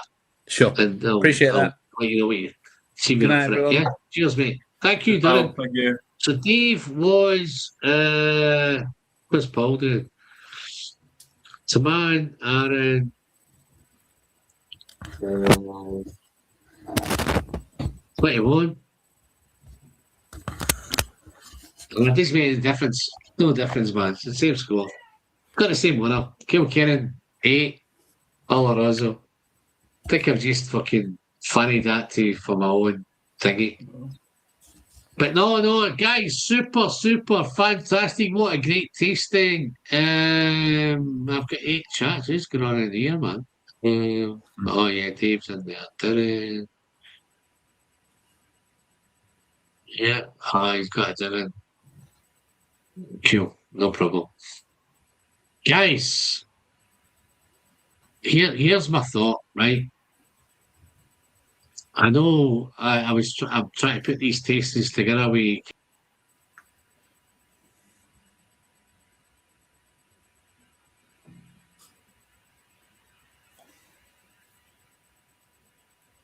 Alan's gone. Oh, thank God. Thank God for that.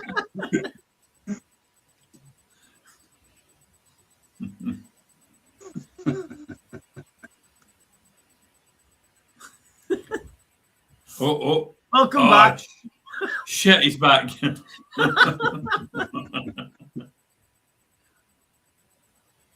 You muted, mate.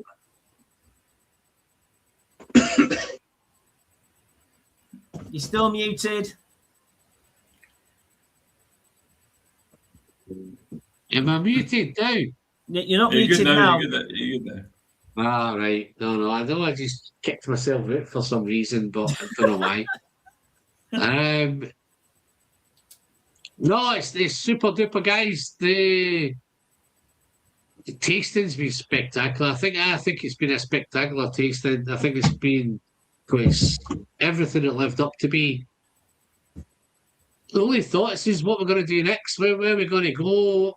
How can I better this? I'm not going to try and better this. I'm just going to try something that's a wee bit more interesting, a wee bit more different.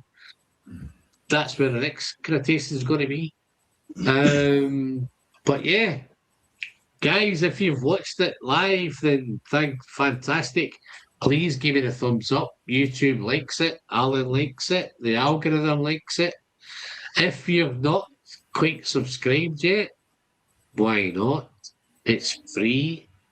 doesn't cost you anything, and YouTube likes it, and of course Alan likes it.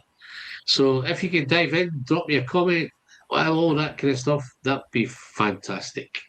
So if you want to catch the live stream, if you've missed some parts and whatever, then dive in, catch up.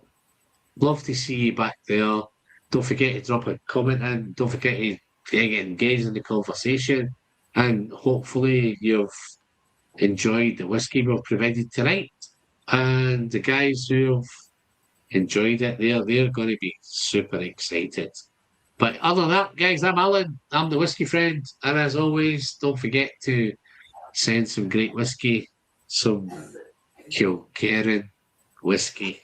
See, I had this, that was planned, you know. Kilkerran 8, straight in the hatch. Cheers, guys. Until next time, see you soon. See you later.